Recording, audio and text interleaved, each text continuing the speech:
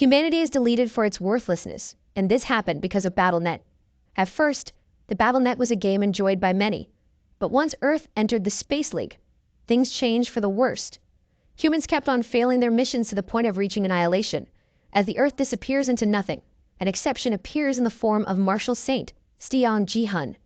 With his nameless divine arts and potential, he was granted another chance. Ji-hun now intends to use this chance and all of his knowledge to change everything. Red skies and dark clouds envelop the city of New York. A system notification on the start of demotion prevention appears. Humans ready themselves in anticipation and dread. And there was an announcement of the defense mission. The space cracks and a face peers out. The monster of the end, called Behemoth, pulls itself out of the crack, crushing its surroundings. The humans watch as it comes out, trying to withstand the pressure the monster is giving off. Another notification appears, announcing that Behemoth must be defeated to avoid the end of the world. Behemoth screeches while the humans do their best to stay in their battle formation. And with that, monsters and humans clash to fight for the world's future. Back in 2010, the start of BattleNet ignited the battle between nations. This later changed in 2022 when the competition turned into Space League. It's like a game update that turned the difficulty up to the max. The game became a fight for the world's survival, where humanity continuously lost to otherworldly beings. After a year passed, only 10 nations remain, and Earth is on the brink of meeting its end. At present, Behemoth blasts an attack through its mouth, attacking numerous humans in an instant. But one makes it leap up above and charges at Behemoth with his fist. Despite Behemoth's preparation for a blast, the human charges in, throwing a punch that causes mass destruction. Other humans defended themselves against the debris and were stunned once the dust settled. We got ourselves a one-punch man. With this man's contribution, the country of USA managed to complete its mission. Even though he lost an arm from Behemoth's blast, he firmly stands atop the fallen enemy. The humans who survived were in awe at the power they saw, wondering if this was the extent of a martial saint's ability. This man who defeated Behemoth on his own is the 7th ranked world player, Steon Ji-hun. A man standing atop a tall building compliments the good work and gives a short speech on their country's win, as if he did the job himself. He continues to talk and finally gets to the point of introducing himself as Baron Williams, the 1st ranked world player who calls himself master. Ignoring the nonsense talk, a female in white robes jumps off the building, calling for Ji-hun. Someone tries to stop her, but Baron instructs him to lead the priestess, since she can take care of herself despite the leftover energy that the dead Behemoth is releasing. Baron looks at how most players pass out from Behemoth's energy, concluding that this monster's energy was no doubt more tremendous when it was still alive. He looks at Ji-hun and the priestess, who are unaffected by the energy. The priestess checks Ji-hun's status and shivers at the sight of his lost arm. The worried priestess is the 3rd world ranker, Sophia. She quickly uses regeneration on Ji-hun, making Ji-hun flinch with pain. She explains that it will be painful because of Behemoth's evil energy and urges him to hold on. Ji-hun is relieved that he's finally getting healed, but he pauses as he sees the golden light before him. The golden glowing chest appears before Ji-hun, which is the reward for defeating Behemoth. Baron instructs Ji-hun and Sophia to back away, for he will manage the reward distribution. Baron arrives at the scene with others, and some bystanders complain about how Baron acts as if he's the one who defeated the enemy that dropped the reward. But with the world's current situation, these bystanders cannot do anything in this situation since Baron and the other rankers are the only hope left in their world. Baron then announces who will receive the rewards among their group, American First. Baron then says it will be the priestess, number 4, and number 5. Wait, what? Did we hear that right? The one who killed Behemoth won't get anything? Sophia voices her complaints, saying that Ji-hun was the one who ended Behemoth, yet he's not receiving any part of the reward. Baron points at Ji-hun and simply states that Ji-hun is not an American, even if he is naturalized. He also adds that Ji-hun is only a useful dog.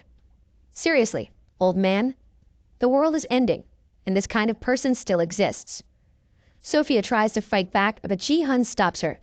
He says he's fine and doesn't care since Ji-hun knows he's a refugee who left his country after its loss. Though Ji-hun obtained an SSS rank skill called Nameless Divine Arts, it is left unawakened, but he still hasn't discovered its true name. Just to clarify, this is entirely unrelated to the Nameless from Honkai Star Rail. Even in its unawakened state, it helped Ji-hun place 7th in the world ranking. The ranking doesn't matter, though, for he was never recognized as an American. Instead, he received discrimination. But what lays heavy in his heart is the reality of how he survived on his own. Thinking that these thoughts will bring him nowhere, Ji-hun focuses on healing his arm. As he did this, there was an announcement regarding the results of the Bronze Lead demotion mission with clear conditions of having more than half survived the defense mission. Among the 10 remaining nations, only USA and China were able to succeed, while the rest miserably failed.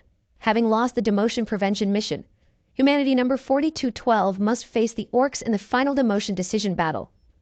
Sophia immediately tells their master that Ji-hun should be included since he has shown prowess in their last battle with orcs. Baron's face darkens, and he rejects Sophia's suggestion, saying they would go without him. His Baron guy is so full of himself. I can already see him meaning his end with the way he acts. There's a notification that the battle between the representative players of each planet will soon start. With that, the representatives of Earth get transported to a different space where orcs from number 4773 also arrive. There are only 5 of them. 4 from a USA team and a representative ranker from China. Baron believes that they don't need Ji-hun for this battle and starts powering up, thinking he can do it on his own. He taunts the orcs and prepares to attack. But before he can do so, an orc rushes in and slays him. The rest of humanity's last hope was all stupefied by what happened. The battle is being broadcasted, and every last human becomes frightened at the death of the first ranker. Soon, the others followed. The orcs expressed gratitude they could make it because humans were weak. With this, BattleNet Space League ends for number 4212 humanity. There is no lower tier than bronze. Deeming that this world is worthless, a black hole appears on the ground, and the deletion starts. The black hole gets more expansive and starts sucking whatever is left of humanity. Earth meets its end. This kind of end is oddly scientific for an action fantasy manhwa. Humans scream in horror as they get engulfed by darkness. With this, humanity is completely deleted. Suddenly an error screen appears, saying that someone is still left of humanity. Floating in the dark, Ji-hun glows a bit, questioning how he still manages to survive on his own, even at the end of the world. Ji-hun is not getting deleted because his nameless divine arts is resisting it. This piques the interest of an otherworldly being, making Ji-hun mull over it. He wonders what would happen if he managed to awaken or upgrade this power within him. The otherworldly beings discuss the potential, and one asks if Ji-hun should be given another chance. While Ji-hun continues to ponder the possibility of finding the real name of the nameless divine arts, the otherworldly beings start voting amongst themselves on whether Ji-hun will be granted another chance. Most agreed, while one disagreed, stating that it was a waste of power. With the outcome of the votes, Sion Ji-hun was returned to the league's first entry era. I don't know if these otherworldly beings are generous or simply playing God. The darkness disappears, and Ji-hun startles awake, holding his head due to a massive headache. He tries to understand what exactly happened to him. He remembers seeing the notification about returning to the league's first entry era. Still, his thoughts stop when he realizes where he is. He stands up and checks his surroundings.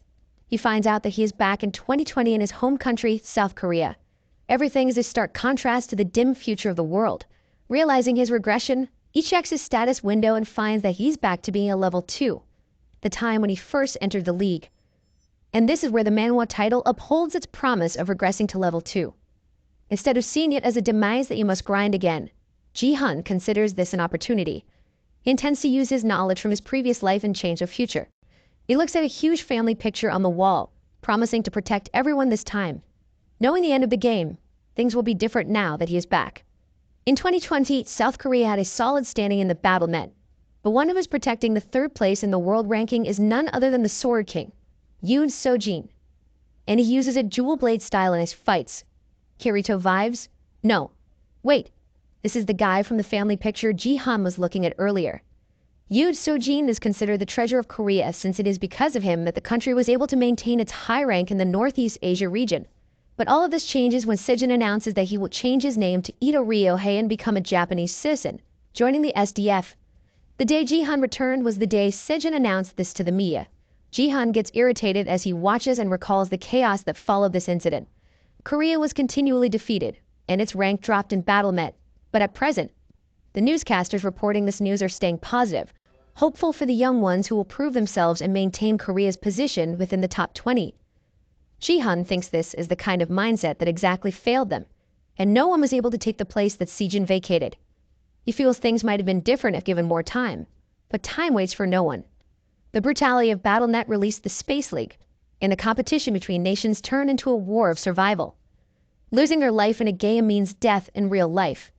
In addition to this, if a country falls to the lower ranks, monsters will appear there. These ultimately cause deaths and the fall of numerous civilizations. And with the loss of Sijin, Korea lost any means to survive the Space League and was destroyed. It's a classic example of bad choices leading to destruction. Those who managed to survive the massacre of the monsters have gathered and started saying how things would have been different for Korea if the Sword King had chosen to stay. It only emphasized the importance of the Sword King's existence. And this guy is Ji-hun's brother-in-law. Oh, so our MC resides in his sister's place. That's why there's that big family picture. Unable to hold his frustration any longer, Ji-hun punches the image of Yoon Soo-jin in the picture. He wonders how his beloved sister can love such a guy and whether things would have been different if she were still alive. Atop the tall building are two crossed swords. Ji-hun is glad that he managed to go back in time, but now that he looks at his stats, he can't help but frown in dismay. He thinks about it and is not surprised when he recalls how much of a drinker and gambler he was back then.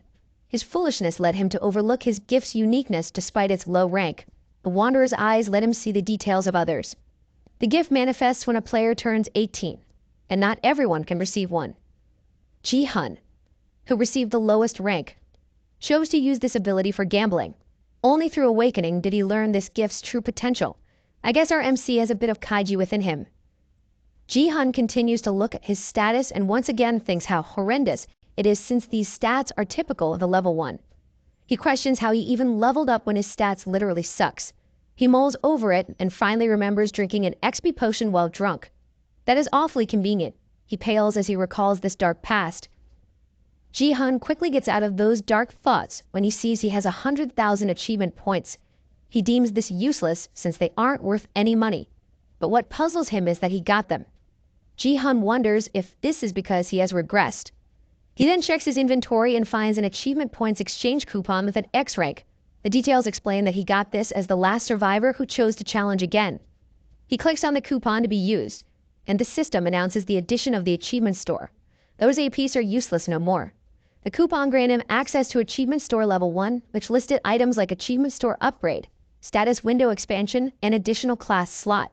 He ponders if there will be more options if he upgrades the store since there's nothing on the list he can use right now. He finally decides to upgrade the Achievement Store to Level 2. An inventory expansion has been added.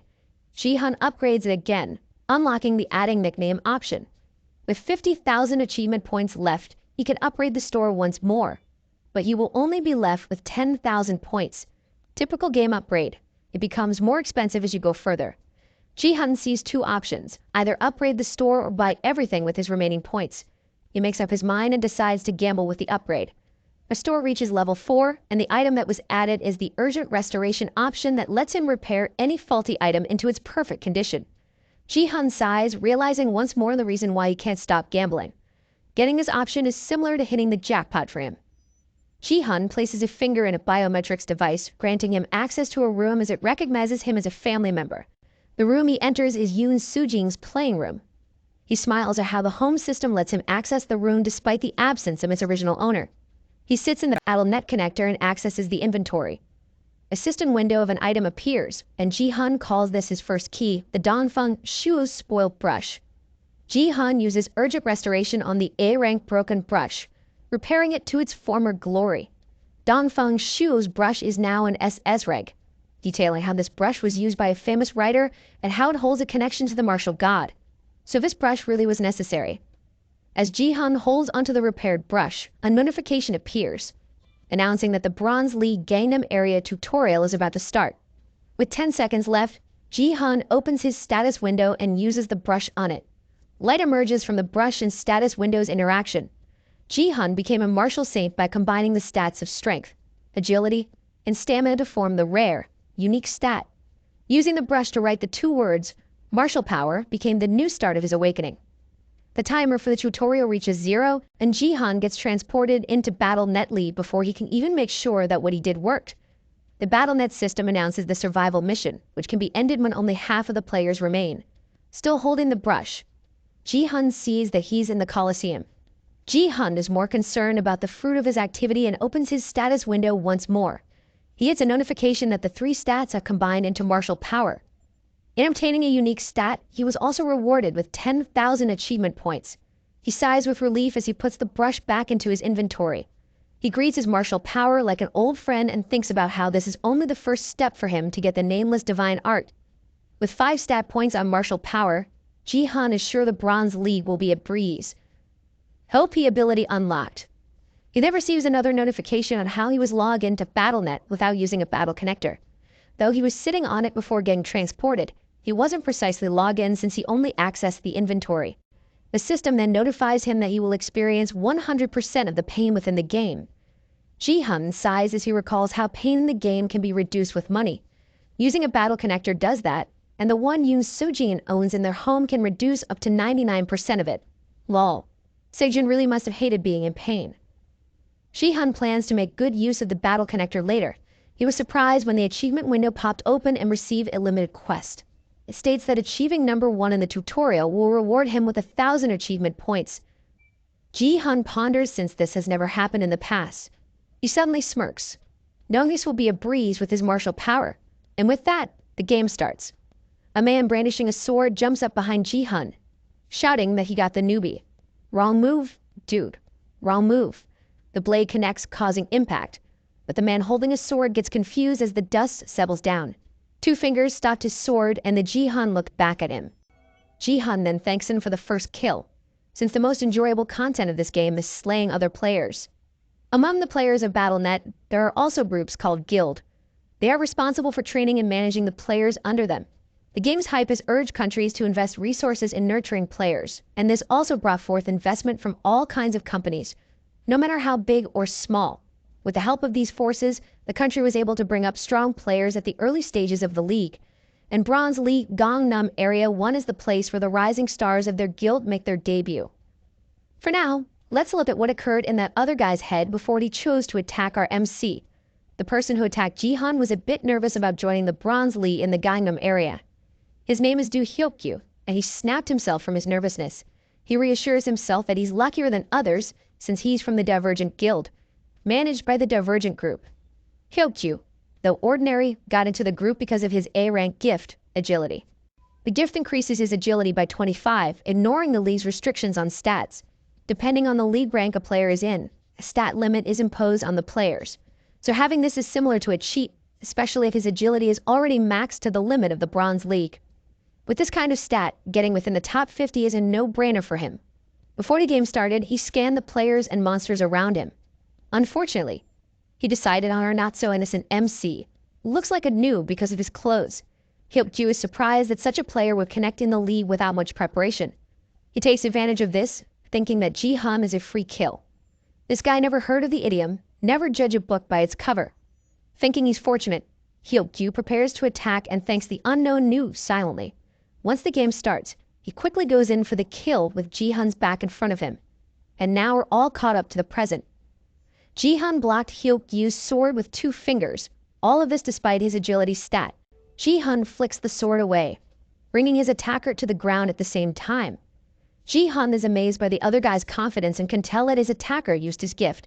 This makes Hyokju tear up and reveal his gift and its rank, challenging Ji-hun if he really thinks it's useless. Ji-hun admits that its rank is good, infuriating his attacker. Irritated for being looked down upon, Hyokju intends to attack again, but this time with his fastest speed. With energy being released, Ji-hun becomes aware of his opponent's intention. Though the previous speed is nothing to scoff at, Ji-hun believes he's still faster. Just when the sword was about to slice him, Ji-hun quickly ducks to evade before it completes its swing. Hyokju continued to attack, but Ji-hun was able to dodge everything. Ji-hun thinks the reverse feeling is too much since he must adjust his movements to his level 2 stats. He analyzes how the enemy is not exactly fast. Instead, the slow one is him. He smirks, seeing that the trajectory of his enemy is simple and obvious. On top of that, Ji-hun can see all of Hyokju's movements. Unable to release his frustration, Hyokju rushes in for another swing. Ji-hun sees this and chooses this moment to disarm him. Ha, who's the noob now? Hyokju was surprised, and even his hand continued to shake from the impact. Before he can do anything, Ji-hun jumps up and takes the sword. As Ji-hun turns, he stabs the enemy with the same sword. Hyokju expresses his disbelief at his loss and swears that he'll get back at our MC next time they fight. Ji-hun only sighs at how nice the world currently is since the enemy can still think about the next battle after he dies. The notification of the first kill of the tutorial appears, rewarding him with 100 achievement points. The sword he's holding disappears along with the player. Ji-hun looks around since accomplishing the limited quest would require getting more kills in this game. He finds that no one is approaching the monsters, but this is only expected since a monster kill only counts as 0.1 of the kill. This means a player must kill 10 monsters to get a single count of kills. Most players would avoid them instead of going after other players, especially if the monsters move in a mob like the orcs in this battle. So going after them is considered a waste. Suddenly, another quest pops up before him. This time it's an annihilation quest of the orc mob with a reward of 500 achievement points. With a reward that is 5 times more than the first kill reward, Ji-hun opts to do the quest. Yes, slaying those orcs is now a priority. With a relaxed posture, Ji-hun sees these orcs as simple monsters, and they are really nothing compared to the real orcs. Ji-hun gets serious, intending to go crazy in this fight. He dashes towards the orcs, surprising the mob of monsters. The orcs swing back their weapon in preparation for the attack. As Ji-hun closes in, 2 axes are thrown his way, but instead of dodging, he faces the axes head-on and grabs them by their handles. Well, dude, that's some serious martial arts stuff. Right away, Ji-hun throws an axe, slaying an orc in the process. With the orcs distracted, he runs around them and causes mayhem. The monsters' heads fly off with his swing, shocking the orcs almost speechless. They recover at once and aim for Ji-hun, for who would thought that 5 of them are already gone. The leader of the orcs commands his brethren to slay Ji-hun, but before any of them can swing their weapons down, Ji-hun is already taking action against them. A monster gets slayed with Ji-hun's every swing, thump, and swish of the borrowed axe. This creates panic among the orcs, but they continue to heed the command. A spear tries to stab at him, but he catches the weapon with his hand just like before. He breaks off the spear and throws it to the ground. The orc holding the now broken spear is astonished by what just happened. Ji-hun scolds the orc for being loud despite ambushing someone. He strikes the orc with the axe, and instead of slaying an orc, the weapon gets broken, stunning the orc once more. Ji-hun looks at the broken axe left in his hand and says that the monster should have used better weapons since it is all weak. The shocked orc with a broken spear finally recovers and shouts at everyone that the human's weapon is now broken. Another orc reminds his brother that his spear is also broken, but he's simply ignored. Yep, they're about to die, and they're still making a gag show out of it. At the shout of the repeated command to slay the human, everyone dashes towards the now weaponless Ji-hun. Our MC becomes exasperated at the monster's persistence and lifts a foot up. Calling them imbeciles, he stomps the same foot to the ground, crushing it and causing a great energy impact on the orcs, throwing them away from him. Ji-hun takes advantage of this moment and jumps up and grabs new weapons. With this, he jumps down with impact, causing a strong gust of wind, and dashes into a group of orcs, attacking everyone as he does so. These orcs were goners before they even realized what hit them. The remaining orcs are all flabbergasted by what just happened, screaming that they didn't even see what happened. Don't worry, Mr. Almost Dead Orc. Just like you, we didn't see it exactly. Our MC just really happens to be OP. Taking advantage of the enemy's stunned state, Ji-hun fixes his hold of the spear he got and throws it at the orcs, piercing not only 1 or 2 but 3 orcs with that one throw. A single orc continues to be overwhelmed even at the immediate death of his brothers. The enemy orc can't help saying that the enemy before him is no human, adding that it is, instead, a monster. Then he gets sliced by Ji-hun. A system notification appears and announces the completion of the limited quest, the annihilation of orc mob. Ji-hun received 500 achievement points and he also leveled up. Finally, level 3. He is surprised that he leveled up in the middle of the game since he knows from experience that this is usually calculated at the end. It must be the perks of his regression. Ji-hun thinks this happened because he is a low level, but whatever the reason may be, this works in his favor. He looks at his stats, thinking of what he should boost, and looking at it is already apparent. He increases his martial power with the stat point he got from leveling up. As mentioned before, this stat combines strength, agility, and stamina. Even with its stat numbers similar to another normie, the holder of martial power can unleash double his abilities. It's literally the cheat-like power that OP MCs usually receive or discover. Ji-hun thinks of the other reason martial power is important to him. Once he gets 30 in his martial power stat, he'll be able to get the SSS rank, in English Divine Arts. With this objective, he adds the stat point to his martial power. At the same time, he recalls the downside of this stat. It cannot be easily raised. Ji-hun's face filled with shock when the martial power stat increased with that action. He is a bit confused since he knows that increasing this stat is not as simple as adding an unused stat point to it like one typically does in an RPG game. Based on past experience, it required battle XP and training, with maximum growth rate. Unable to figure out, Ji-hun can only smile as good fortune. Out of nowhere, an archer shoots an arrow, and just like before, Ji-hun evades it with a simple movement. A few of his hair got caught in the shot and fell off. He looks like his attacker, stinging a female archer with a male tank. The archer tells the tank that they should wrap things up since they still have an ongoing bet. Ji-hun blankly looks at them, observing how two players have teamed up. He is well aware that this can happen even on a PvP map since there are no rules or restrictions on this matter. Looking at the logo on the archer's shoulder, he identifies that she is from one of the top guilds in the country, the Turtle Guild. Even if they're from a top guild, we'd all know how this would end. Ji-hun readies his sword as he continues to analyze the situation of fighting against short and long-range opponents. If these two are from the same guild, things are more straightforward. Just then, a notification appears, letting everyone know that there are only 60 players left in the field and the tutorial is almost at its end. Ji-hun is surprised that a lot has already fallen in that short time. He ponders if he should just dodge and survive. Still, judging from the situation, it seems the two are explicitly targeting him. Thinking that the opponents may have thought of him as an easy kill, this may change his decision. With the two busy with their own affairs, Ji-hun uses this time to check the scoreboard. With Hyokyu's loss and the annihilation of the orcs, his total kill count is 4. He is barely in first place since Lim Ge-young, who has 3 kills, is in second. If he's not careful, his spot might get taken, but this situation only amuses him. Seeing the scoreboard made the final decision for him. Ji-hun intends to guarantee his rank. The fates of his opponents are now sealed.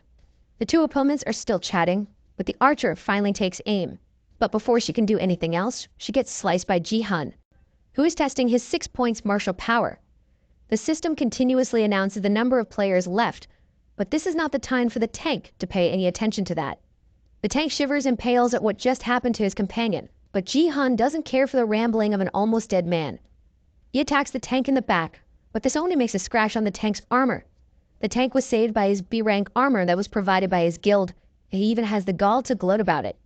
This is no time to be smug, Mr. Almost Dead Tank.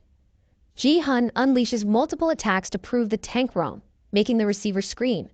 The tank finally realizes what Ji-hun is doing. Ji-hun attacking the same spot has made a hole in the tank's armor. Ji-hun questions the purpose of the tank's existence in the game and judges that this guy must suffer more. With a smile, Ji-hun makes his words true. 2 women watch this spectacle on a monitor, and the woman in the chair admits her surprise. This woman is Lee Hae-yeon, the 3rd Division head of the HR department from the Divergent Guild. She adds that this is also a relief since the person they were watching, our MC, wasn't summoned beside Lim Ge-young. The woman with short black hair is Lim Ge-young, who also acts as Lee Hae-yeon's bodyguard. Hae-yeon says that Ge-young would have been disqualified instead of getting 2nd place if that did happen. Hae-yeon wonders out loud if it's better to avoid getting into a battle with this person they're watching. Ge-young frowns at Hae-yeon's remarks, and Hae-yeon notices this. She immediately reassures Ge-young that she will never lose in a fight. Hae-yeon encourages her bodyguard to just fight and crush Ji-hun if she ever meets him. Ge-young thinks that her lady, Hae-yeon, is only saying this to make her feel better. I wonder if real-life bodyguards still call their wealthy employers this respectfully. Ge-young says that she will avoid fighting Ji-hun if she meets him. Hae-yeon clarifies that what she just said is an order, so it would be best if Ge-young fights Ji-hun so that they could get more data on him. Ge-young readily accedes to the command. Hae-yeon stands up to leave, but Ge-young's eyes travel back to the monitor of Ji-hun's fight. On the screen, Ji-hun defeats the tank with overwhelming strength and speed, and Ge-young wondered where she had seen him before. Lim Ge-young of the Divergent Guild can beautifully slice her enemies with her sword.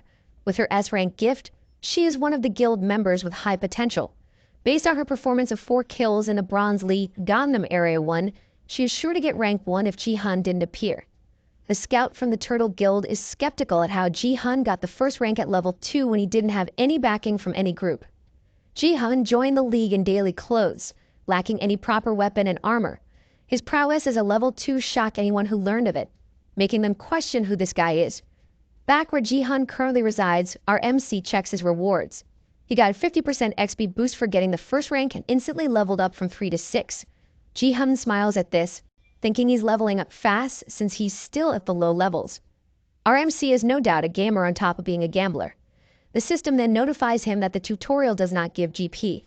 Jihan overlooks this and instead adds his unused stat points on his martial power, making it rise from 6 to 9.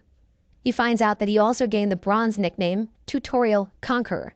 The title gives a +1 stack to all attributes and another XP boost of 20%. It being a bronze nickname means the effects will only work in the bronze league, but Jihan is happy enough with this.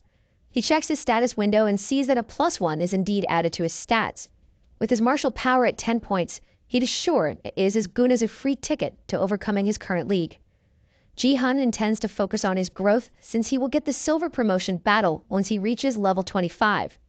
He continues looking at his status window and finds that he still has a class advancement.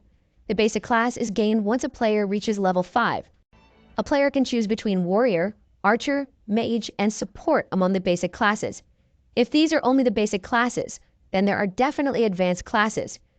Jihan chose warrior in his previous life, so choosing it again would surely make things easier for him. He recalls that he also has the option to purchase an additional class slot using 10,000 points in the achievement store. With this open road before him, Jihan thinks he doesn't have to choose the warrior class and finally decides. Zombies.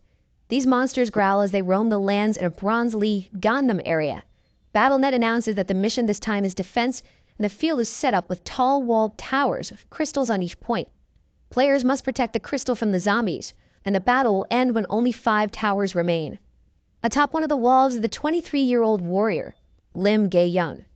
She looks at the zombies below her, unable to deny her disgust at this scene. She looks back as other players get summoned to the area. 2 appear, and they obviously know each other based on their interactions. Gae-yeon easily identifies the archer from LK group with his B-rank gear. At the same time, she observes that the mage doesn't belong to any group, yet he is decked with excellent equipment. Having them is not bad for the level, but Gae-yeon deems that the support is the most important player for this map. A bright flash of light falls on their tower, and Gae-yeon can't hide her surprise to find Seong Jihan appear. Our MC makes his entrance with a pole while wearing comfortable clothes. That pole and sweats are already a great improvement from the previous singlet and bare hands. With a single look, even the other teammates can't hide their disbelief. Let's return to 20 minutes ago, right where we left off earlier. Jihan finally chose his class, and like most MCs, he chose the most unlikely choice, the support class. But then again, this really doesn't matter if he can easily add another class later on.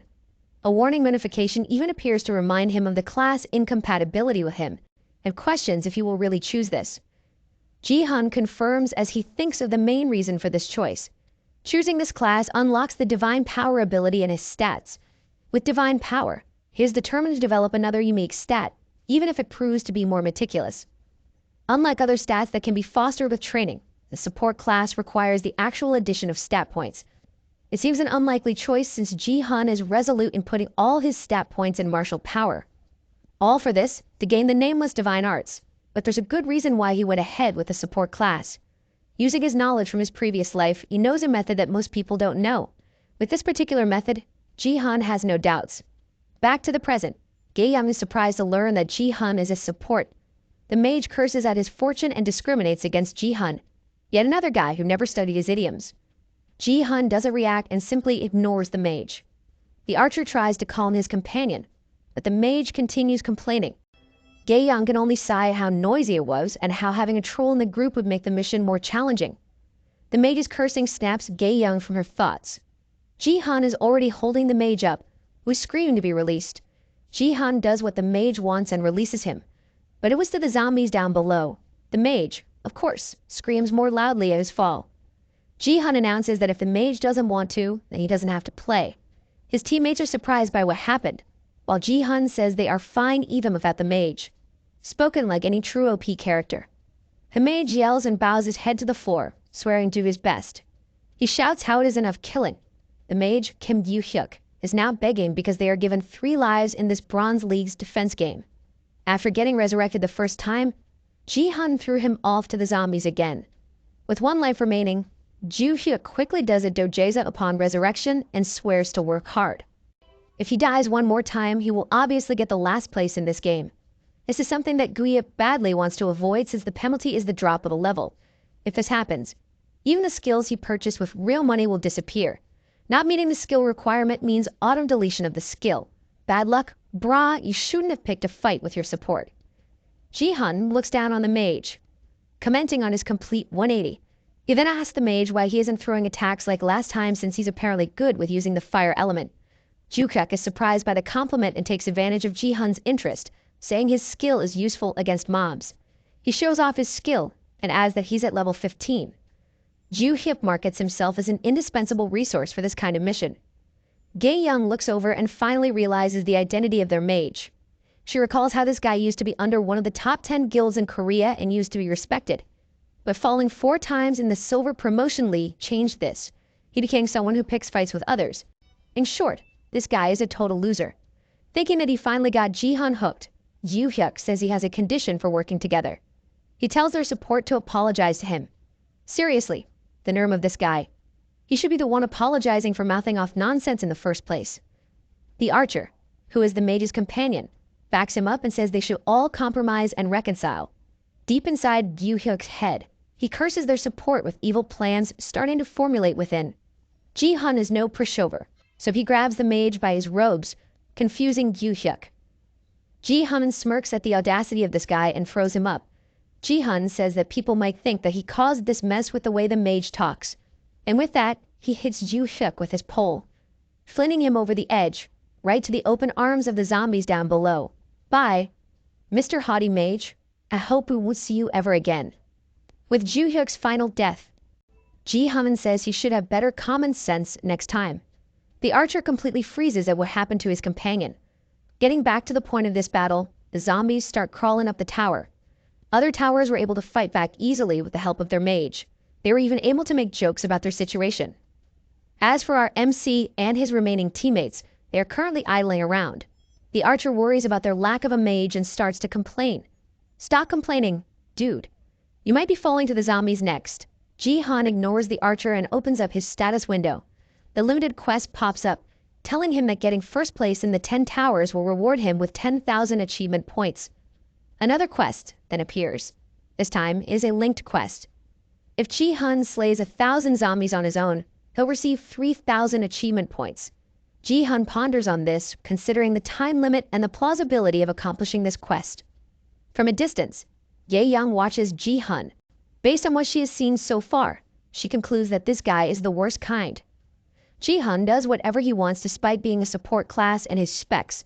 She is so sure that even casual players don't do this kind of thing. Aha, Ye-young has never met Maple. If she did, she'll realize that Ji-hun is a tad bit better with his decisions. Ye-young concludes that the Divergent Guild would be better off if they didn't scout this guy. The archer finally shouts at Ji-hun for ignoring him, adding that it would be better if he just fought alone. This gives Ji-hun an idea, and he seriously questions the archer if it would be okay to do so. This response surprises Ji-hun's teammates, and our MC is back to thinking things through. Fed up with everything that happened so far in this battle, Ye-young tells them to stay back, for she'll be taking the front. But Ji-hun stops her, saying that he'll take the vanguard instead. He instructs her to protect the archer instead.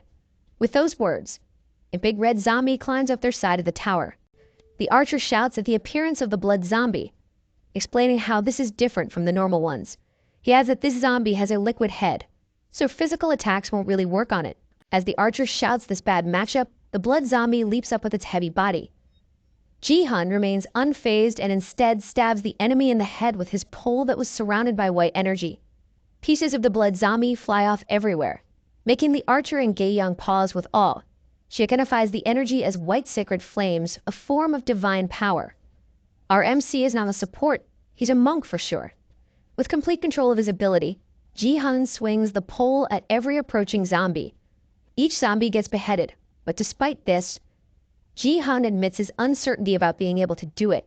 He still plans to struggle to complete the linked quest of slaying 1,000 zombies on his own. Hitting every zombie with his pole, he slowly but surely increases the kill count of zombies. When a blood zombie appears, Ji-hun infuses a small amount of divine power into his weapon to kill him in one hit. Ye-young and the archer watch Ji-hun fight on his own. and the archer can't help but be in awe and commend Ji-hun for being a pro despite his awful personality. Gae-young is more amazed by the fact that Ji-hun continues to fight without wasting any divine power. She also noticed that Ji-hun kept on accurately aiming for the heads. Isn't it common sense to attack the head when facing zombies? Or is there more to our MC's movements? Ji-hun takes a short break from the onslaught and is notified that his current zombie kill count is 210. Another notification appears, announcing that he has met the conditions and completely understood an otherworld's faith. With that, Ji-hun's divine power increased by 1 point. He smiles as he recalls the other method in increasing his divine power, feeling good that it actually works. The divine items are secret items, and when they first appeared to the world, they were traded with high value, inciting that there are secrets to be discovered. Years later, no one has discovered its secrets, and its value has dwindled. This applied even more so to the otherworldly divine items, and only a few people know of the existence of these items. In Ji-hun's previous life, Sophia told him how she raised her divine power using otherworldly divine items. Ji-hun was initially skeptical, but Sophia explained how she raised hers using divine items from another world. She added that this can only be achieved during the tutorial, and it won't work anymore after. Oh, so there was some sort of cheat if you're a support who's still undergoing the tutorial mode. Sophia assured Ji-hun that it worked since she did this to become the Singtes.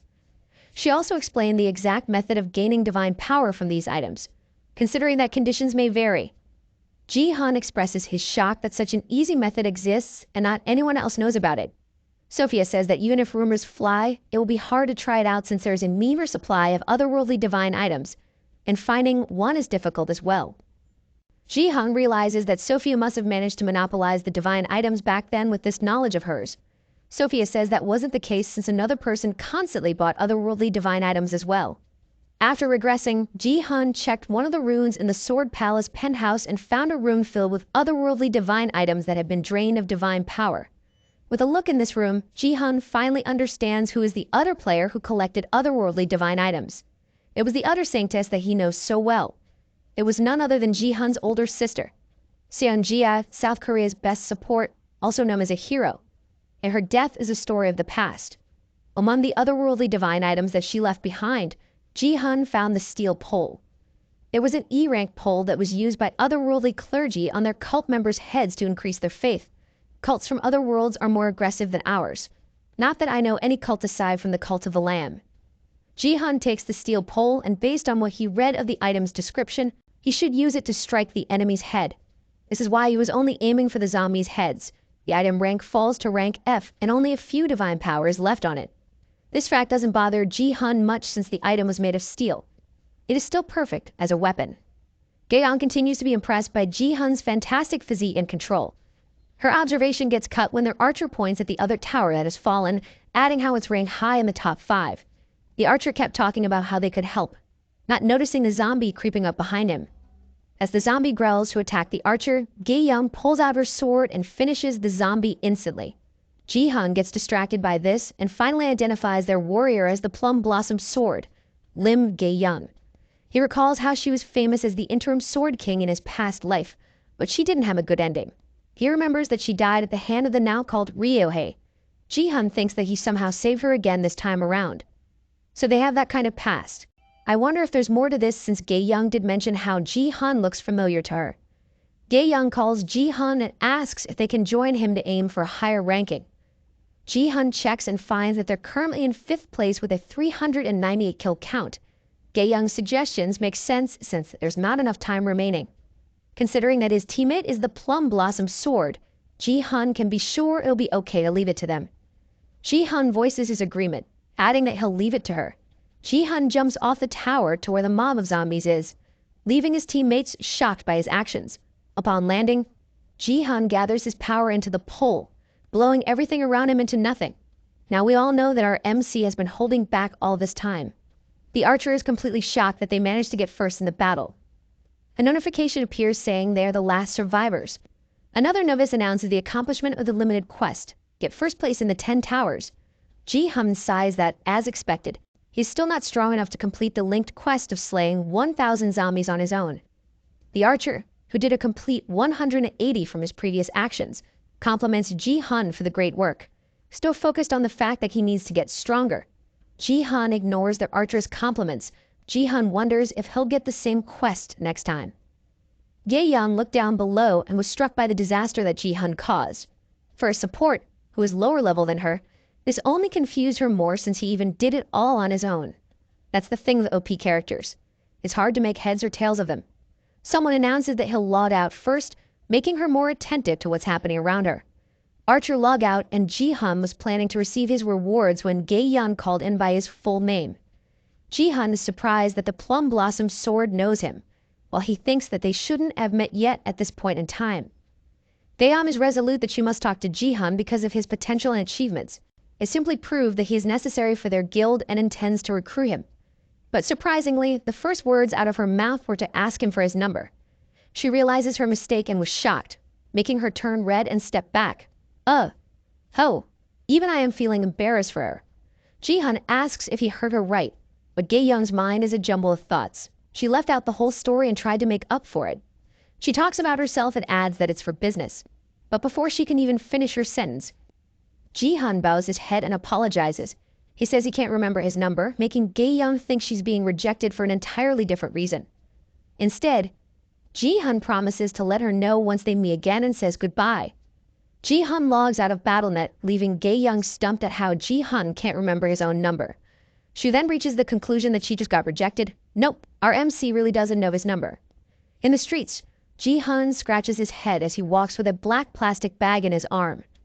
Ji-hun was thinking how the most recent number he used was his American number, and he literally can't recall his Korean number. Don't worry, dude. Not everyone can even remember their old number. Ji-hun ponders how he can't exactly ask people for his own number. He then asks himself if the Divergent Guild just recruited him. He looks up at an advertisement for a group's guild recruitment, thinking he probably stands out too much.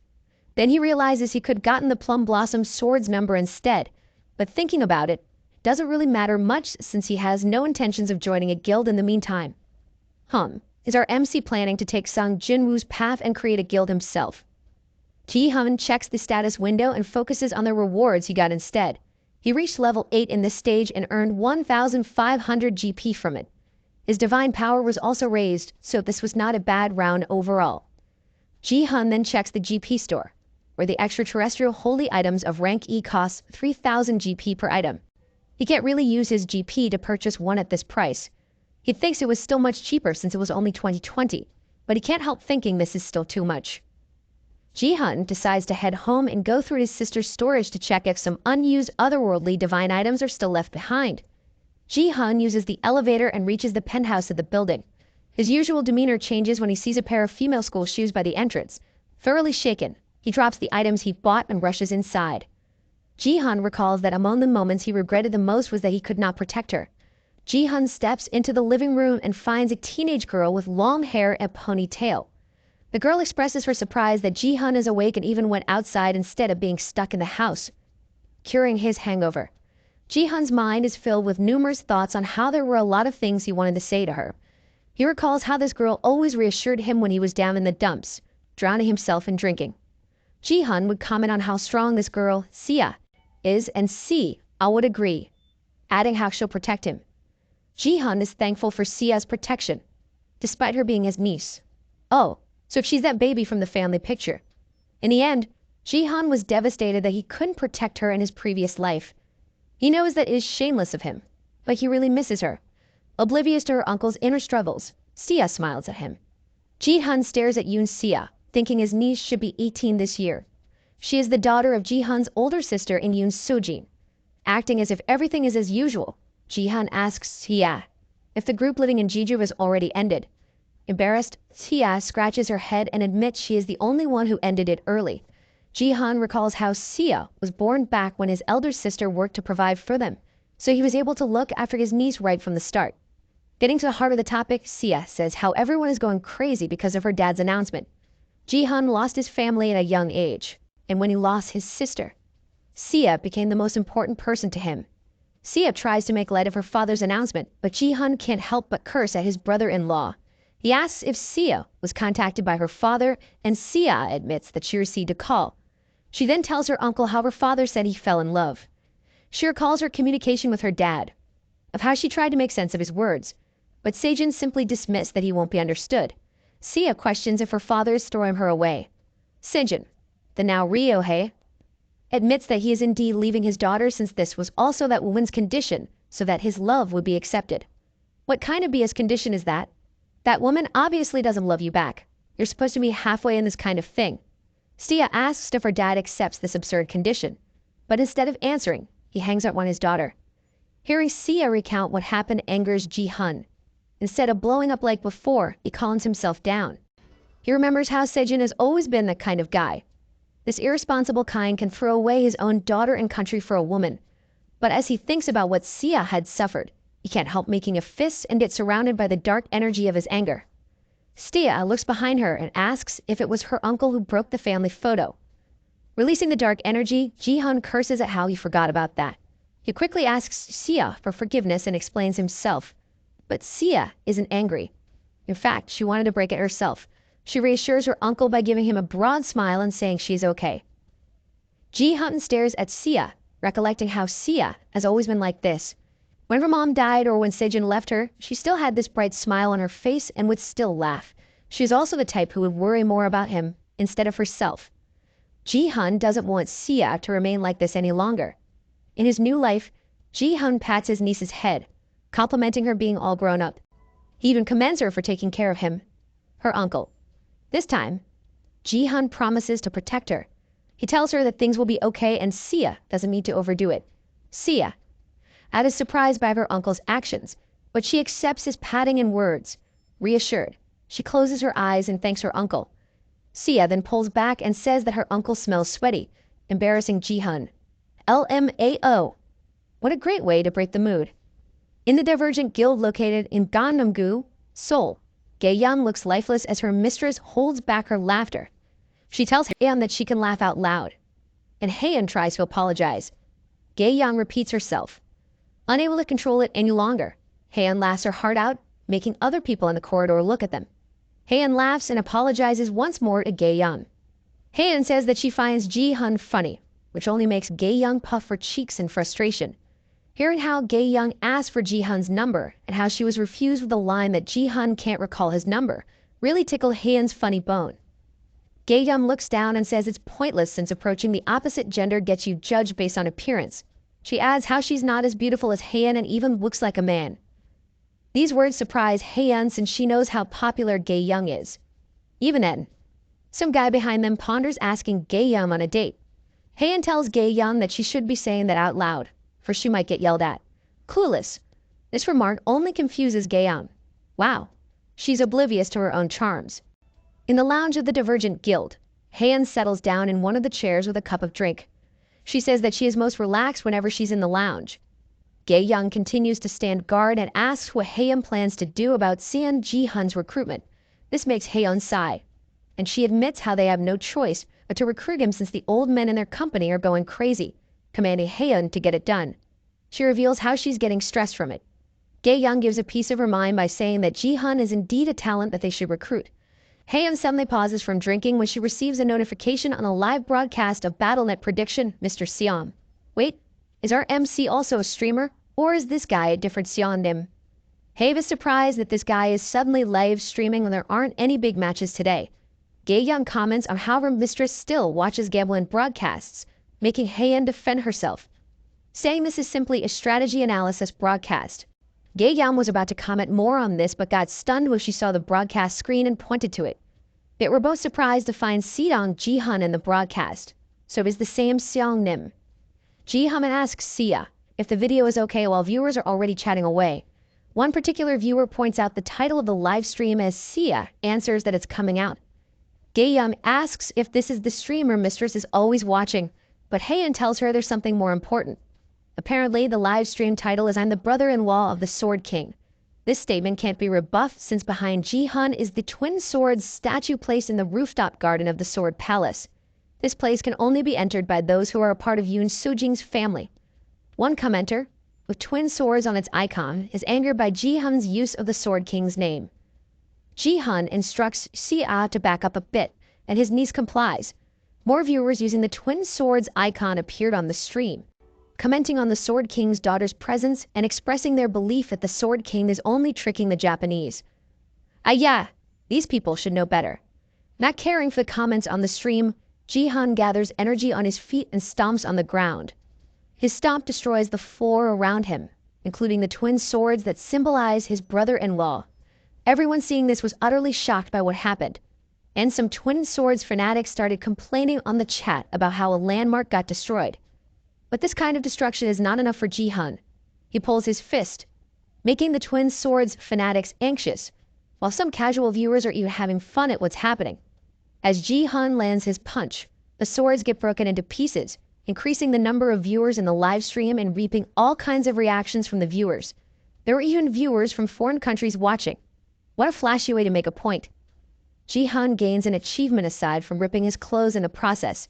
He expresses his relief as another achievement accomplishment notification pops up. Jihan smirks as he announces that he'll now start talking about the naturalization of the Sword King, Yoon Sojin. BattleTube is the streaming system of BattleNet. This platform remains unrivaled when it comes to its market share. As a part of the BattleNet, a player can gain achievements by streaming on BattleTube. Yep, this is literally the IT of Earth 4212. With Xiao and Jihan's title as the Sword King's brother-in-law, this is an advantageous situation for him to acquire rewards by completing various achievements in live streaming. Notifications keep on popping up for common achievements. There were also a lot of dislikes, but Jihan expected this to happen. He looks at the black logo with twin swords and identifies them as the Sword King family group. Jihan knows them as the fanatics of Yoon Sojin that drove Xia to her death. They were the people who supported Yoon Sojin the most. In Jihan's previous life, time passed and these people's resentment grew and began targeting Sejin's daughter, Xia. They have spread rumors about how the Sword King left the country because his daughter misbehaved. They believed her death would bring back the Sword King. In the end, Xia lost her life. This Sejin messed up big time with his decisions and cult-like followers. This was one of Jihan's frustrations from his previous life. This time, he intends to direct those anger at him instead of letting his niece shoulder everything. Jihan crushes a big piece of whatever's left of the Twin Swords statue with a hit from his elbow. The fanatics are obviously angered by his actions. He announces that Ida Rehai will never come back. Some of the viewers finally recognize him as the Seong Jihan from the Bronze League tutorial. Ignoring the viewers' chat, Jihan brings out a phone and lets everyone hear an original recording of Ryohei's call to his daughter after he decided to naturalize as Japanese. Jihan's live stream is also being aired on a big screen on top of a building. Everyone heard how Yoon Sojin talked about finding a woman he loves and why he's doing all of this for that woman's sake. Gaeyang can't help but say what a complete trash this guy is, as everyone hears the last part of the record where Sejin admits that he is abandoning his only daughter because of the condition of the woman he loves. Some people from the chat express their disbelief, and Xia finally appears on the live stream. She announces how the Sword Palace was passed down to her and her reluctance to inherit from a person who abandoned his country and family. Because of this, she has decided to donate it to the country. Let's go. It would be best if she cut off all kinds of connections with a father who has abandoned her. This announcement made the viewers react with disbelief. Still, it doesn't stop Xia from telling everyone of her hope to have this building support the grooming of their country's players. As she says that further details will be released at a later date, Jihan smiles as he recalls their conversation 30 minutes before the live stream. Xia was also shocked when her uncle told her they should donate their house. She pinches her uncle's cheek, checking that her uncle is sober, seeing that he is indeed sane. She asks why her uncle wants to do this. Jihan wipes his head with his towel, thinking he's not confident to make his niece agree to this since he himself feels that it's crazy. It won't be selling. Instead, they are donating it. There is nothing to gain from this, but Jihan deems it essential that Xia chooses to do this. With Sejin leaving the country, the anger of Koreans grew, and to appease the public, the government confiscated all of Yoon Sojin's assets. With nothing left, Xia couldn't handle the stalking and the threats from the Sword King family. This group is literally a cult of Yoon Sojin. This led Xia to make the worst and last decision of her life. For Jihan, using the Sword Palace can appease the anger of Koreans and ensure Xia's safety. Jihan is lost in his own thoughts on how to convince his niece since he can't exactly tell her how he came from the future. Xia stares at her uncle, who is seriously thinking. This makes her come to a decision. She agrees to her uncle's proposition to donate the Sword Palace, completely surprising Jihan. He asks if she is alright with this, making Xia ask why he's acting differently now that she has consented. Playing the devil's advocate, Jihan says doing this makes no sense. Xia dismisses this, saying she knows her uncle won't say something like that without any good reason. The unshakable trust towards him surprises Ji-hun. Stia adds that it's been too long since she saw this side of her uncle, the confident uncle. Ji-hun sighs, amazed at his own niece. People from the Sword King family chat again about how Sia is making a mistake by getting deceived by a comment and how Ji-hun might even be a spy from Japan. Ji-hun finds these reactions perfect since it only means that the hate will be directed at him and they wouldn't mess with his niece. But he thinks these reactions are not enough. To ensure that he will be the sole target, Ji-hun talks again on the live stream. Our MC is probably getting off script. Ji-hun says that he thinks he did a great job, confusing the viewers. He reiterates how Ryohei made his choice because of a woman and adds how those who know him personally know that Ryohei is a has-been. Sia and even the viewers are surprised by Ji-hun's claims. Not yet done. Ji-hun states how they know that Ryohei flew off to Japan because he can't really make it in Korea. The chat reacts, and Yoo-haeun and Gae-young are surprised. Our MC is the type who can't move past a chapter without shocking someone. Ji-hun says that Ryohei should just stay in Japan since they will soon meet up, and he'll end up getting crushed by Ji-hun. This declaration, of course, incites more reactions from those in the chat, and even Japanese people replied to it. The day was reaching its end, and the live stream was long finished. Ji-hun was changing his clothes when his niece asked him if he really had to go that far. She adds that Korea and Japan are now in an uproar because of it. Ji-hun says it'll be okay. So Sia should ignore them and not let herself get stressed over it. Sia comments on how her uncle seems to become a different person overnight. Ji-hun scratches his face, not entirely surprised at Sia's reaction since it is true that he died and regressed. I wonder if our MC can share the story of his regression with others and is not limited by it like the system does with Yoo-jin from S classes that I raised. Ji-hun changes the topic by saying that he really must have looked like a bum who spent his daily life drinking since his niece even mentioned it. Sia says it isn't about that, but she can't precisely refute this since it is also accurate. The doorbell suddenly rings, surprising Ji-hun and Sia that they have a visitor.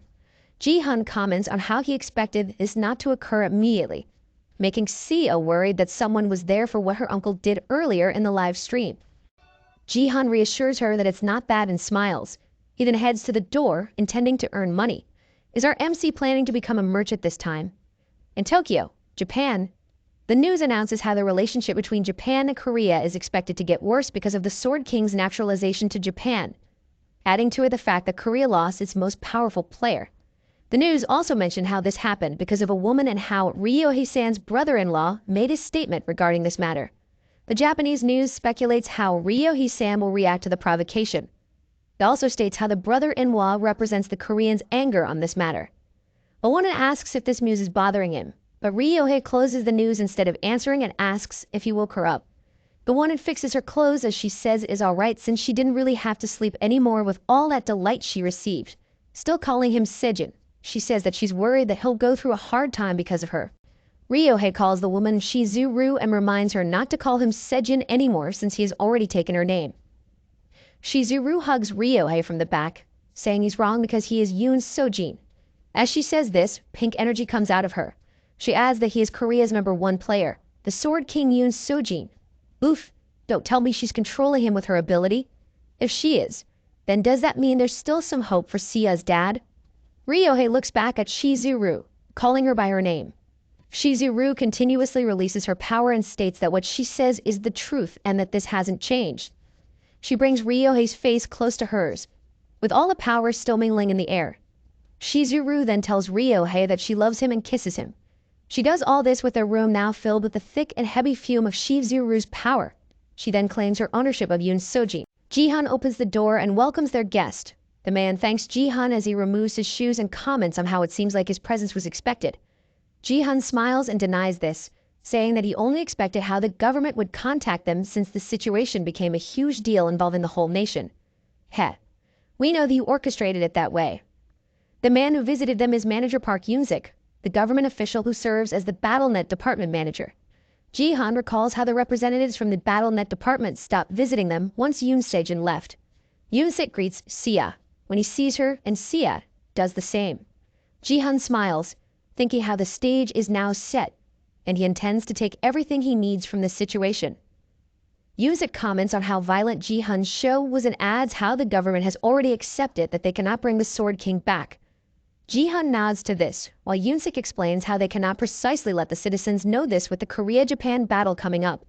Of course, that would cause mayhem, but still the people should know.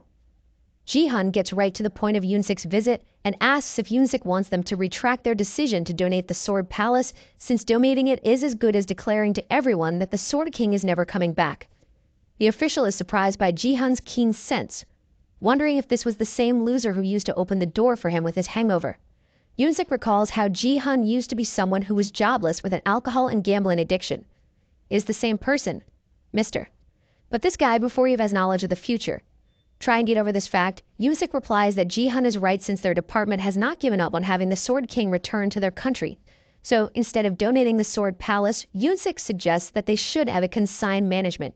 With this, the ownership will change and the government can take responsibility for the management until the actual owner of Sword Palace returns. Ji-hun questions if returning the ownership to the Sword King is the condition for this. Yunzik says that Ji-hun got it right and takes out a consigned management contract. He adds how he and Sia can continuously reside in the Sword Palace and urges them to read the contract and think it over. At a glance, Ji-hun can immediately tell that the other party really put a lot of consideration into this. Ji-hun's plan was to just hand it over, but this kind of contract is better. Ji-hun puts the contract down and says he understands. Aside from this matter, Ji-hun adds they have a favorite ask. But like any good manhwa, we readers will be left hanging from learning what this favor is. The streamer, Golden Light, began streaming, and the viewers were already chatting and remarking on how the streamer is currently on top of the Colosseum statue's head. A bright young man with blonde hair and golden armor welcomes everyone on his stream. He is now at the bloody, dusty Colosseum. He then introduces himself as the traveling specialist streamer as he jumps from the top of the Colosseum statue, pulling out his golden sword and striking a pose. He announces that he is Golden Light. Viewers greet him and start donating GP to him. By the way, GP stands for gold points, and it serves as the BattleNet currency that can be used to purchase items from the GP store that players can easily access. Golden Light, or Goldie, as most would call him, thanks the viewer for the donation by doing a 0-2 dance, even though he is well aware that it is already a dead trend. Other players who are also in the Colosseum curse at Goldie. While Goldie is famous for his aesthetics and hyper-personality, he is also known as a notorious troll. The guy was previously respected as a Gold Leaguer. Still, he suddenly demoted himself and Dove to the Bronze League, calling his action deep sea traveling. He is the type of player who is more interested in having fun, making him the very definition of a troll. There is always that type of player in online games. Goldie's equipment is of gold rank, and for him, having fun means harassing and slaying bronze players who are no doubt weaker than him. Goldie can only defend himself saying he is not evil, but this only garners him more hatred from those bronze players. Clearing his throat, he entertains his viewers by declaring that it is time to look for their first victim. His eyes went straight to Ji-hun, thinking out loud that this was the content he was searching for. Goldie's viewers say it is Seong Ji-hun. I wouldn't go there if I were you, you're asking for death. Goldie. Goldie immediately takes advantage of this and calls for Ji-hun. He closes in with a golden mic, saying that he wants to interview him as the Sword King's brother-in-law who broke the twin sword statue. Ji-hun ignores him and recalls how there are more Battle Tube achievements that he has not accomplished yet. Intending to raise his views, Ji-hun goes on air in his own live stream, completely ignoring Goldie, who is talking to his viewers. Goldie's viewers make fun of him, and some of them even jump to Ji-hun's stream, leaving Goldie's. Seeing this, Goldie panics since what he just did is as good as a free advertisement for Ji-hun. LMAO, like you did. While he continues to panic, Goldie suddenly receives a reward mission issued by a viewer. The mission is to slay Ji-hun so that he will end up in last place. If Goldie is successful, he will gain 2,000 GP. This completely surprises Goldie since 1 GP is equivalent to 1,001, making 2,000 GP amount to 2,000,001. He wonders who would issue such a mission, and some members of the Sword King family say that they will even add to the reward as long as he completes it. Random Sword King fanatic viewers started contributing to the reward pool. Goldie is aware of this group's hatred against Ji-hun, but he is not aware that it is to the point that they are willing to pay someone just to mess with the other guy. Goldie watches the reward rise as the fanatics continue to raise it. He is ecstatic that the amount is about to reach 50,000 GP. Still, before it does, there is an announcement of the start of the game, cutting the viewers from adding more to the reward. the reward amount stopped at 42,713 GP, making Goldie fall down and scream his disappointment. His cry made viewers react, and one fanatic said that if Goldie managed to defeat Jihan, he would donate 10,000 GP. This, of course, makes him seriously take the mission, showing everyone how greedy he is. Ah yeah, greed of man knows no limit.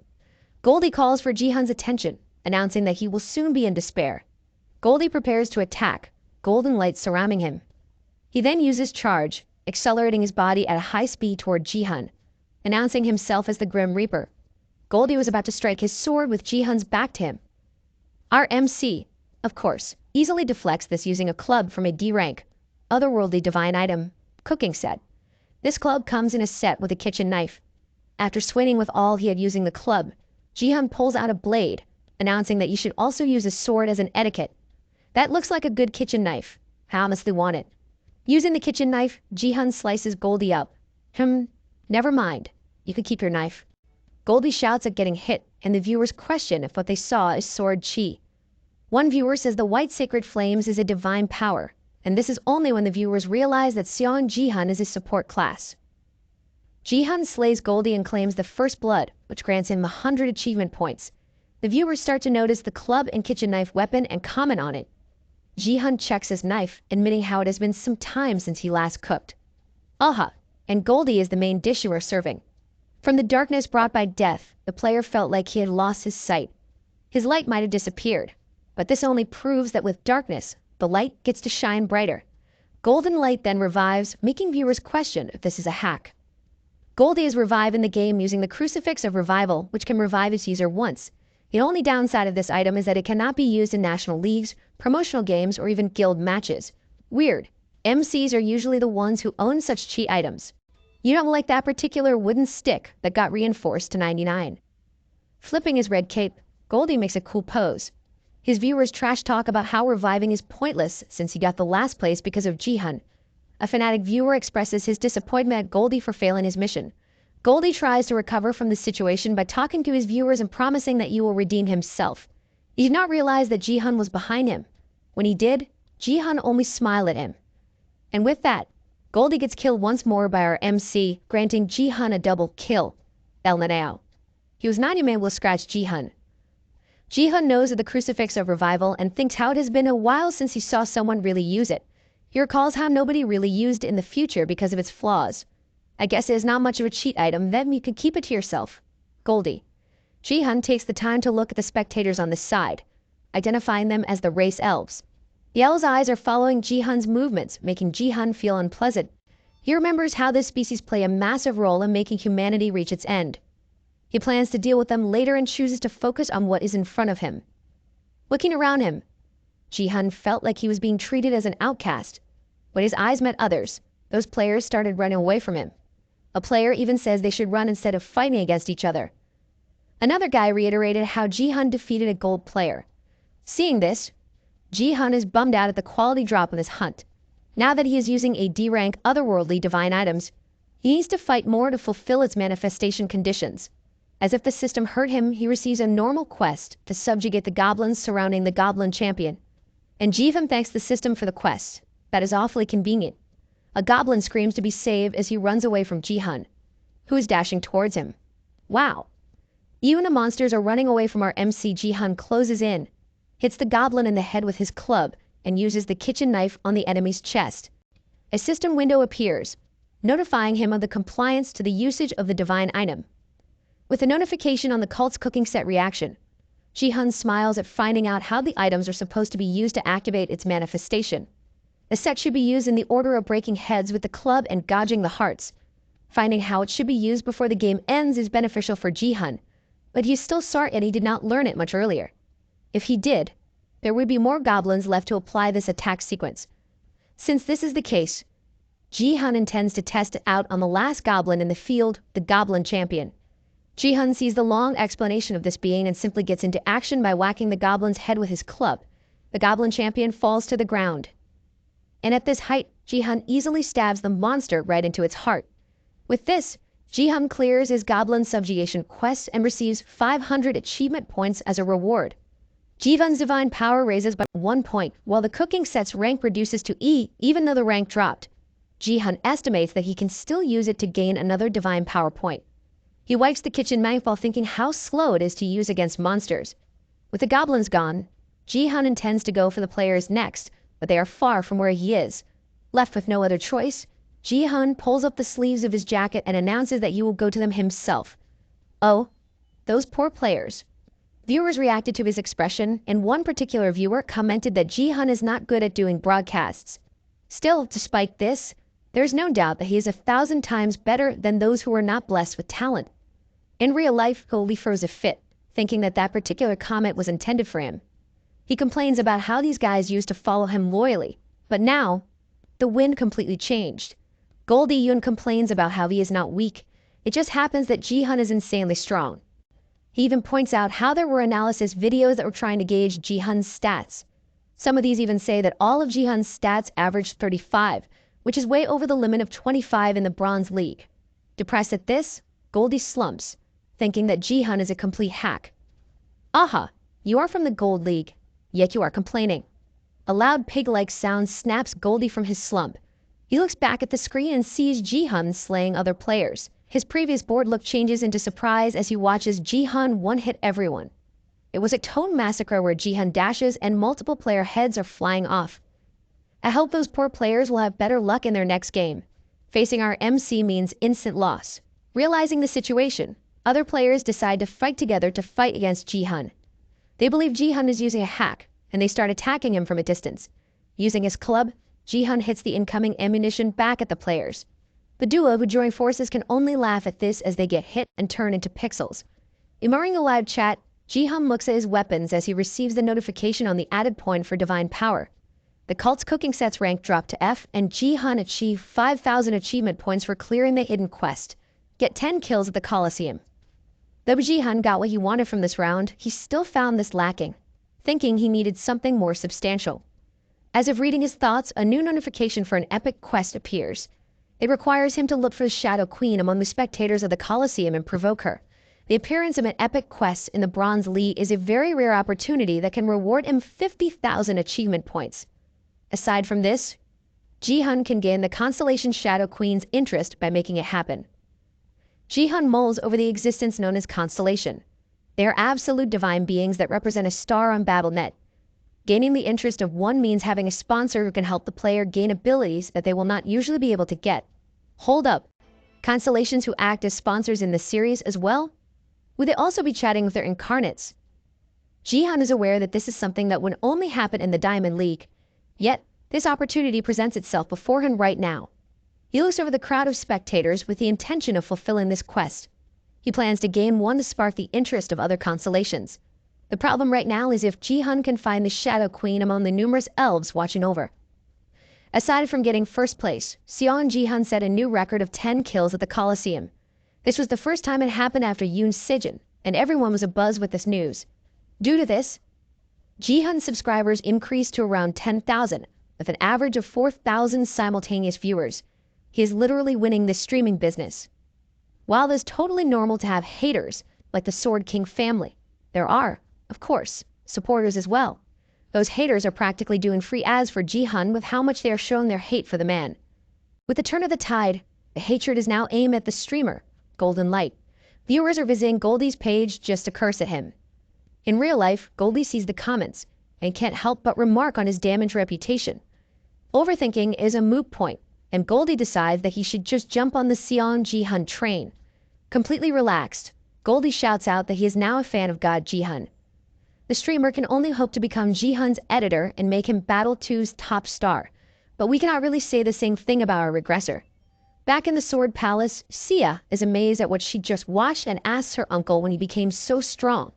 Seeing the battle made her feel sorry for her uncle's opponents. Ji-hun nonchalantly says it is the way of competition, making Se-ag reprimand him for sounding like a jerk. She continues to watch her uncle's battle on their television and asks why her uncle blocked the donations. Ji-hun honestly tells her that he only forgot to set it up. Hearing this, Sia suggests that he raise the minimum donation fee so that he will be able to focus on his battle. Ji-hun ponders over his niece's words and asks if he should raise it to 10,000 GP. This completely stuns Sia, for that amount is equivalent to 10 million won. She wonders if this is even considered cheap nowadays. Sia, my dear, 10 million won is not cheap. Jihan begins thinking of an entirely different matter. He mulls over the epic quest he received, considering how he could somehow find the Shadow Queen and provoke her.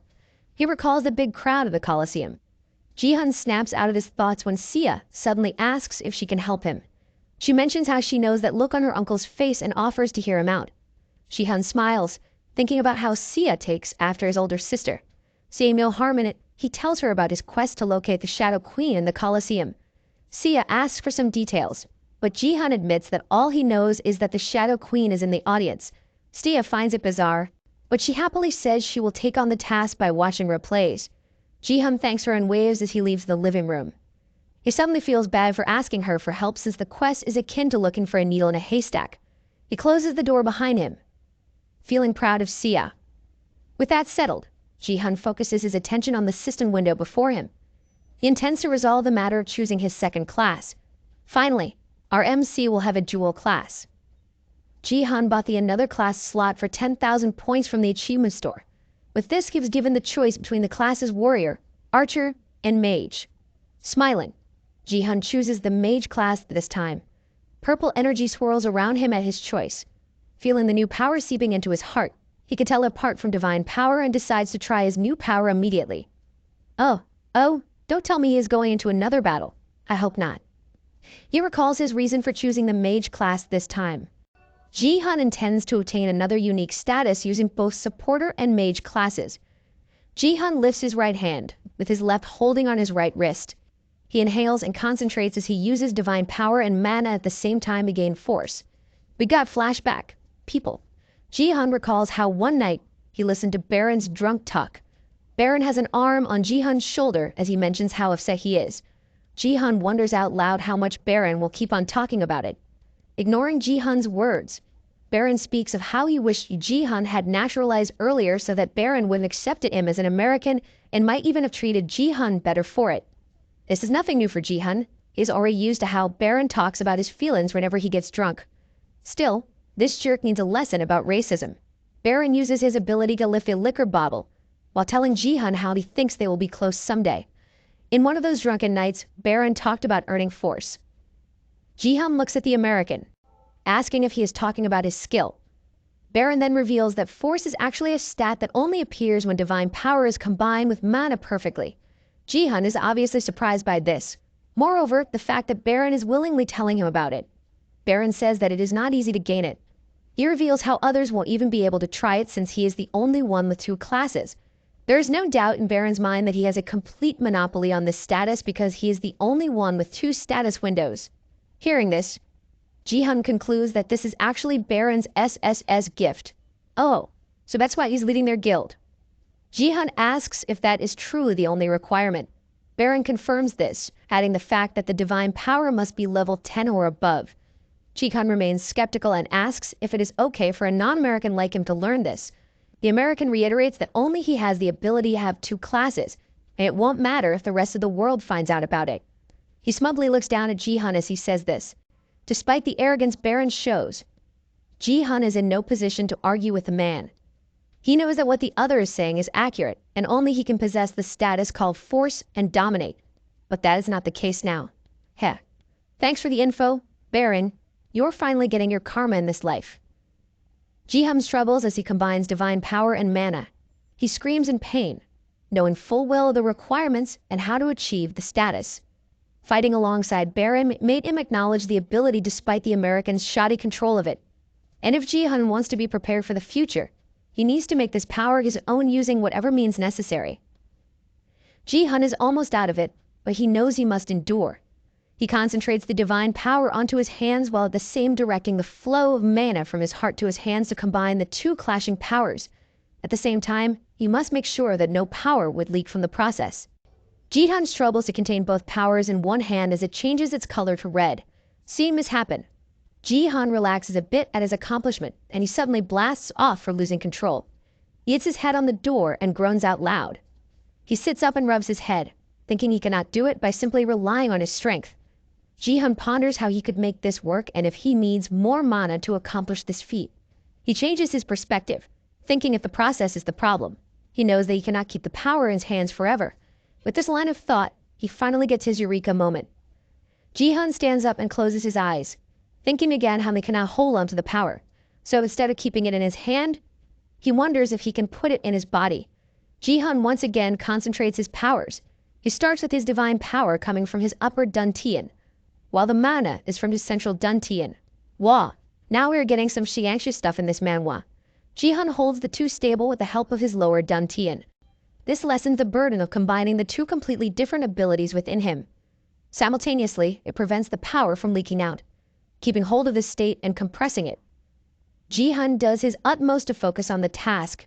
Suddenly, excruciating pain runs through his body, more than what he felt earlier. He screams loudly as a notification appears, announcing the attempt to unify the three dantians. Jihan continues to scream in pain as a warning of danger appears. Oh, I hope it is not anything like chi deviation. Another notification pops up, saying that he has passed the threshold of what he can take, detecting the threat in his life. In another room, Sia has her wireless earbuds on, and she gets startled for some reason. She looks behind her, wondering about her uncle. I can't believe she didn't hear all that ruckus coming from her uncle's room. The soundproofing of their place must be top-notch. Unifying the three dantians occurred in Jihan's fusion of the divine power and mana to create force. He also made use of his martial power to consolidate them, but there were strict conditions for this. The three abilities have different natures. One must be able to use these three perfectly. And on top of that, a stats must be at least 100. Wait, you can combine the three? That only means it's possible to get a stronger stat than the ones he has right now. Jihan struggles to content the power within him. He does not know these conditions, and his attempt can lead him to lose his life. Jihan falls on all fours as the power raging within him wants to be released. He shouts in pain at what is happening to him. Sia, who finally removed her earbuds, was startled by the sound.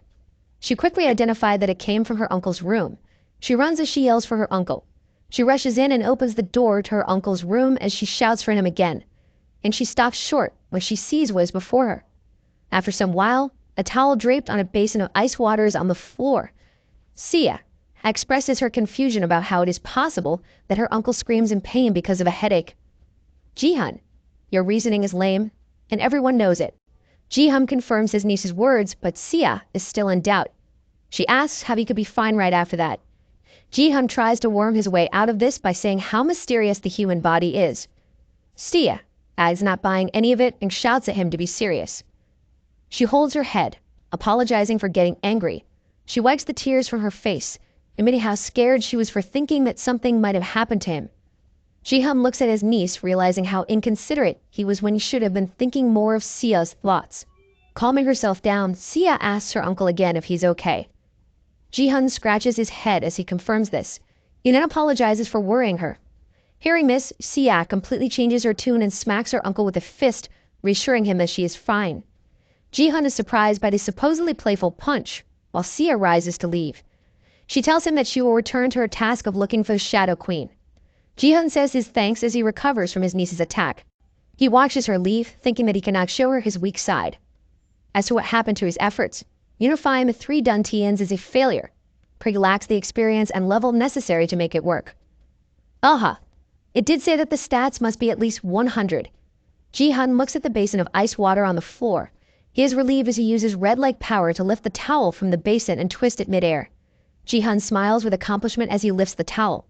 He got the power that he really wanted out of this exercise. Jihan finally gained the unique stat called Force. Though he failed in unifying the three dantians, he was still able to gain what he set out to get. Another notification informs him of how a connecting link is being weakly maintained between the three dantians. Jihan looks at his status window, thinking that the number of Force stat is weird. The number is at 12, similar to his martial power. Our MC is too OP. He is collecting a bunch of unique stats, as if he is collecting legendary Pokemons. The notification for the connecting link appears once more. Next to it is the notification of how martial power and force are interacting, making them share their ability values. Jihan is surprised by this development, so he tries raising the ability value of his martial power.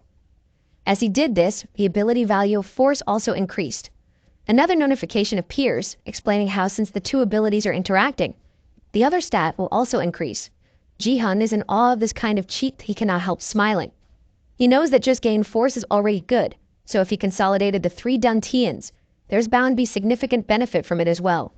Ji-hun calms himself down, thinking that he should leave it in the meantime. He reminds himself that his life would be at stake if he gave it another shot at his current level. He tries to be satisfied since he already got what he wanted. Thinking about it, he might as well try a mage skill.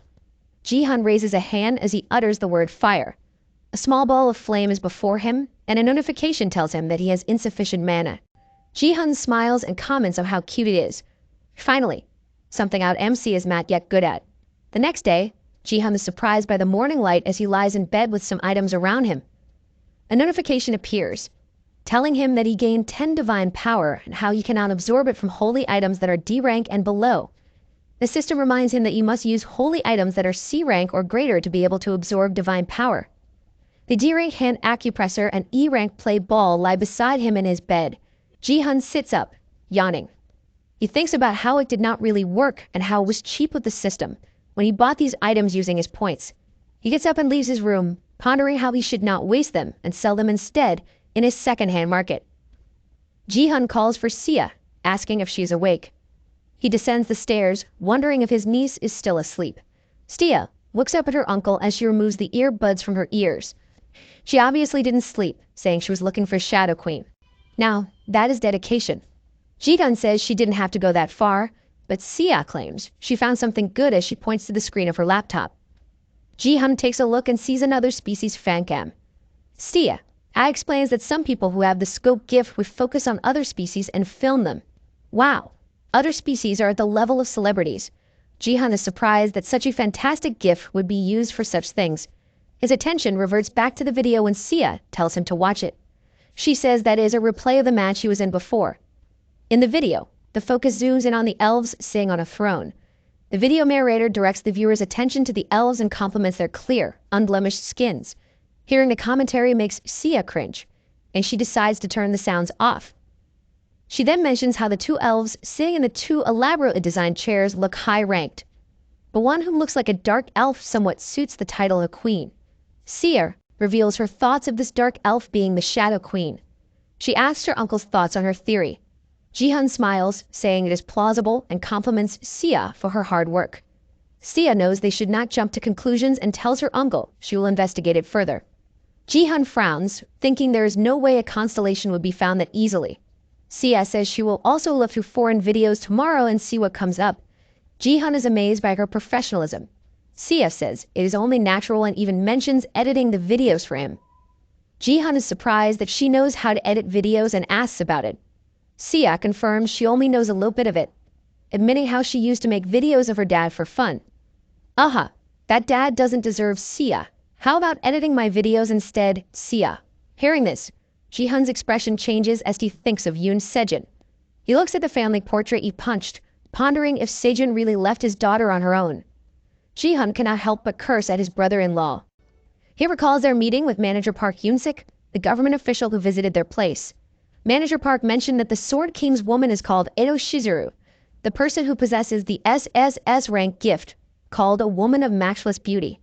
Both Ji-hun and Sia were surprised to hear this. Ji-hun immediately asks if this means that Yoon Sejin has fallen for that woman's skill. Manager Park admits that this is what the BattleNet department thinks of what happened. If that's the case, then is it possible to save Sia's dad? Ji-hun had not heard of this in his previous life, for this information was never revealed. Manager Park advises him to be careful, for that woman's ability is more than mind control. It molds a person's thoughts. He then mentions how numerous cases similar to this already happened before. Some of the rising stars of their country have naturalized to Japan.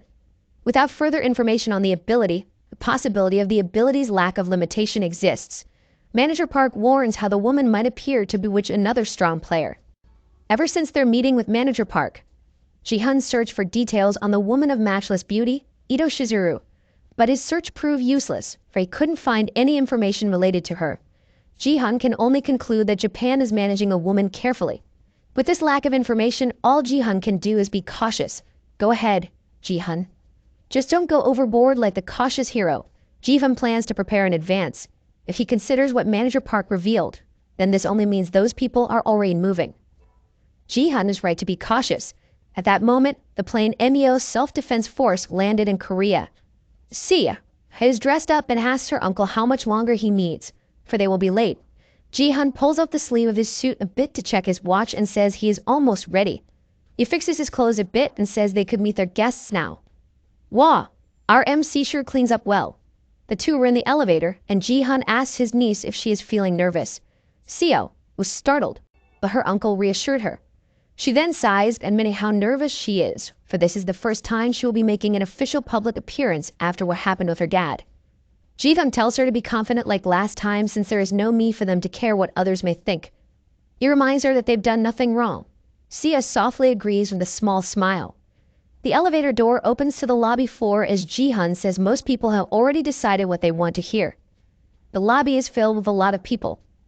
As Ji-hun and Sia exit the elevator, a man greets them. The man mentions that everything Ji-hun asked for is ready, and he can immediately go in.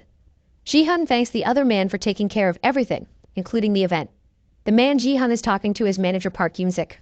Manager Park admits how he was first taken aback by Ji-hun's request when he first mentioned doing an auction of the Sword King's collections. Apparently, they're all dressed up for the auction event for the former Sword King Yoon Sejin's beloved items and other possessions. The event is hosted by the Korea BattleNet Department and Yoon Sia. Manager Park says he somewhat understands the event's purpose now that it is happening. He mentions how this is to bring Japan to that event. Ji-hun confirms this and adds how the auction items were also chosen with that purpose in mind. Auctioning Yoon Sejin's battle connector and the battle data stored within is something Japan would love to get its hands on. Ji-hun is confident that Japan will no doubt try to take those. Ji-hun mentions that there might even be a chance that that guy will step in. And whatever that man does, the people will end up accepting reality. Manager Park looks at Ji-hun curiously, thinking how this man seems to see the future. Ji-hun says this is their last chance to change the sentiment of the masses. He then asks Manager Park to have reporters closely monitor the Mio SDF. Someone suddenly shouts loudly for Yoon Sia. Some staff hold off these screaming people from getting close to Sia and her uncle. Those who were calling claim that they were Sia's relatives. Sia looks back, realizing they are indeed her aunt and other uncles. Honey, ignore them. Those are greedy vultures. Sia's aunt, who is wearing luxurious clothes and accessories, shouts at Sia for coming up with this ridiculous auction. She then yells at Ji-hun for forcing Sia to make this decision. The woman claims that Ji-hun is a fraud. Sia is not having any of their BS and says they are the frauds who use her father's name to trick others. Not to be underestimated, she reveals her knowledge of them trying to take her father's money since he is now gone. Sia's aunt and other uncles' faces darken at her words and scold her for it. Unwilling to be looked down upon, Sia claims everything her father left belongs to her, and they have no say in this matter. Sia turns her back to them and directs the staff to get those people out of that place. She then motions for her uncle that they should go. Her relatives continued to shout, but Sia just ignored them. Ji-hun compliments Sia for being cool, making his niece smile, and announces that she can stand up for herself. She deserves a pat on the head. Uncle. Manager Park tells the two that they reach the event as he opens the door. He guides them inside, where guests and reporters are already waiting for the auction to start. The reporters immediately took their pictures and even started bombarding the two with questions. Fed up with this, Ji-hun steps in front of her niece. With a small wave of his hand, red energy appears, and the cameras in the place get broken. Ji-hun walks up to the podium, reminding people that the event is an auction, not a press conference. The representatives from Turtle Guild look back at the reporters, wondering what exactly happened. Yup, no one realized it was our MC's fault. Ji-hun tells them to settle down for the auction will now begin. He explains how there are 3 lots prepared. First is Yoon Sejin's battle net connector, which can reduce the pain sense to 99%, including the saved data. Next are the analysis data made by Yoon Sejin. One is about himself, while the other is about East Asia's high-ranking players of BattleNet. The guests at each table start talking amongst themselves about how precious those data are. Ji-hun smirks, thinking how they wouldn't want to give up these items to anyone else. This case is especially true when it comes to high-ranking players' analysis data. A hand raises, and the person excuses himself. Ji-hun turned to look and was extremely shocked. He looks at the companion and the man who raised his hand. The man in white, who raised his hand, introduces himself as Takeda Kazuo. This man is the representative of Mio SDF. He offered the price of 5 billion yen for all lots right from the get-go. The characters in this manhwa have a ridiculous sense of value regarding money. Aside from his offer, Takeda requests a private meeting with Ji-hun and Sia. Ji-hun can quickly tell what the other man is planning. He walks towards Takeda, saying that complying with his request will be difficult. Ji-hun says the Japanese should just speak right there if he has something to tell him. He reminds Takeda that this is not the right situation to accept private meetings. Takeda laughs a bit like a cliché rich, entitled lady as he wipes his sweat, claiming that he is scared by Seo and Ji-hun's glare at him. The old man talks cutely, asking Ji-hun not to treat him so coldly. Better turn off your brain so that you won't imagine it. Takeda gets serious as he says his aggressive behavior will only make someone step in. And at that exact moment, Takeda's bodyguard for the event suddenly appears before Ji-hun. She has her sheathed sword against Ji-hun to stop him from getting closer to Takeda. The old man introduces his bodyguard as Shadow, while Shadow is not comparable to the Sword King. Takeda boasts that she is still a marvelous player. As if to prove a point, Shadow unsheathes a bit of her sword against Ji-hun. Takeda says he does not mean anything by this and laughs it off as a mere revelation for Ji-hun. Unamused, Ji-hun looks down on Shadow as power starts to blaze from his eyes. He can't help but think that this Shadow that Takeda is so proud of is merely a copy of Yoon Sejin, and we all know copycats are quite subpar from the OG. To be exact, this happened in a flash. Shadow appeared before Ji-hun and placed her blade against him. This led Ji-hun to punch the other with no hesitation. We all saw it coming. Shadow steps back, surprised by what happened. She never saw that fist coming. She clenches her teeth in frustration while Ji-hun asks if she wants to continue. He lifts a hand and Shadow becomes overwhelmed with dread. Ji-hun advises her to stop as he holds her shoulder. Shadow shakes. Unable to pull her sword out from its sheath, Ji-hun then tells her that the auction is currently streamed on his Battle 2 and everyone is watching. True to his words, whatever is happening in the auction is indeed being broadcast live on Ji-hun's Battle Tube. The viewers are already chatting as they watch. One viewer comments on how Shadow is crossing a line. At the same time, another viewer mentions how Shadow is not confident since she's already grabbing her sword. Realizing what is happening, Takeda tries to make light of the situation by waving his hand. Old man, it was you who started it. Takeda then bows in front of Ji-hun and apologizes for his bodyguard. So fake. As if the issue is already resolved with his apology. Takeda gets serious. He makes it clear to Ji-hun that the 5 billion offer is inclusive of the private meeting, and he wants to know the reply to this offer from Yoon Sejin's daughter. Seo is shocked by this, and viewers from Ji-hun's stream comment on this development. Takeda confirms how the Sword King's assets belong to Seo, meaning the actual auction owner is her. The rude man smugly walks past Ji-hun and once again requests a private meeting. He even dangles a bait by asking if Seo does not want to know where her father is. The offer makes Seo falter and Takeda is not yet done. He even offers to answer all of her questions and tell her a lot of things. Confident that he finally got her, Takeda leers as he asks for her decision.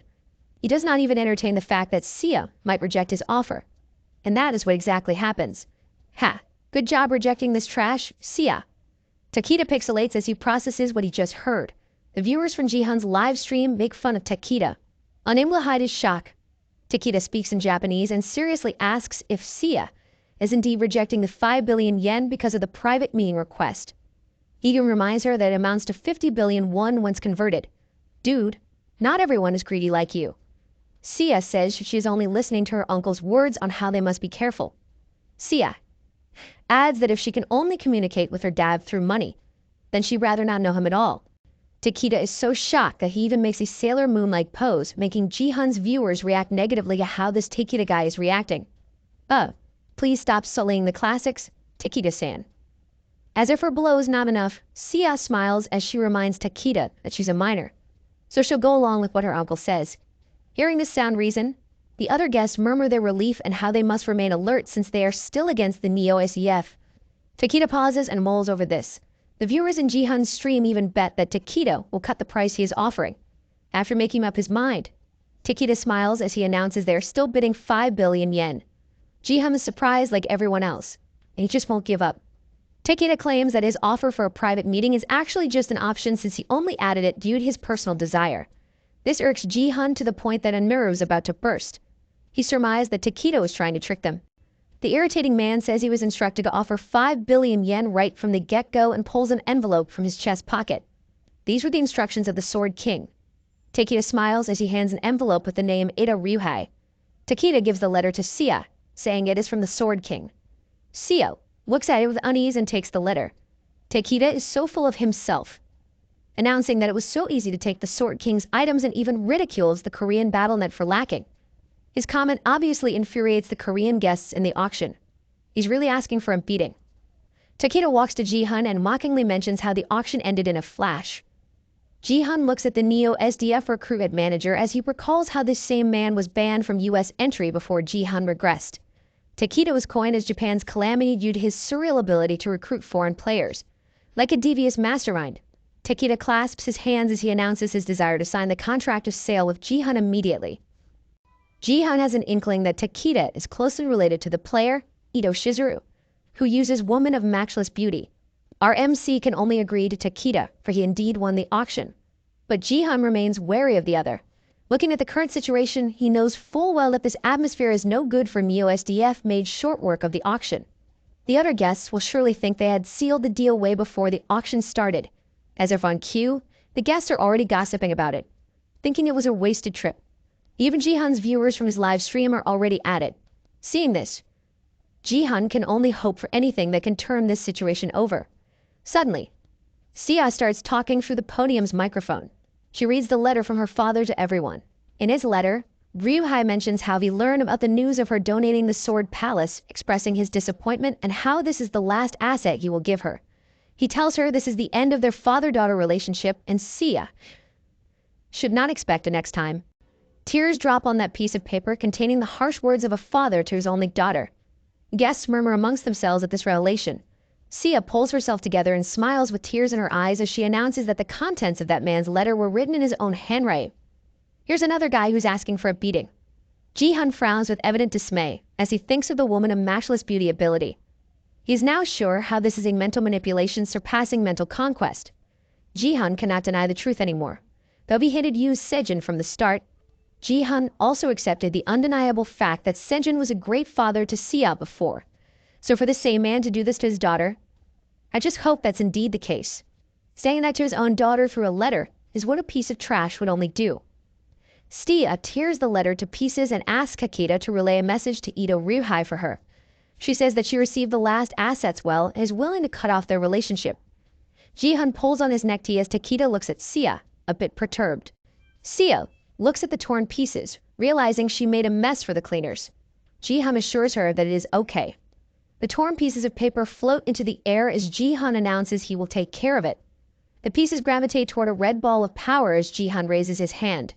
He then summons fire with the clench of his extended hand, and the red ball of energy, along with the papers, burst into flames.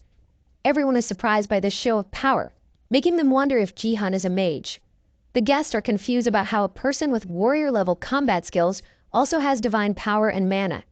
Even Takeda looks at this spectacle with surprise. He cannot help but be enamored with Xiao and Ji-hun, and his desire to obtain this man for his country becomes apparent in his disgusting face. Nope, keep your hands off our MC. A throng of other guests suddenly dashes to where Ji-hun is and starts offering their business cards to him. They all want to recruit Ji-hun to their guild and even promise to match his conditions. Seeing this flusters Ji-hun a bit as he holds his hands up to calm them down. He reminds them that the current situation is not the right time or place for such a discussion. Sia stutters as she calls for her uncle. Ji-hun looks back to apologize to her and instructs her to go first, but Sia seems different from usual. Her voice wobbles and she is now breathing hard.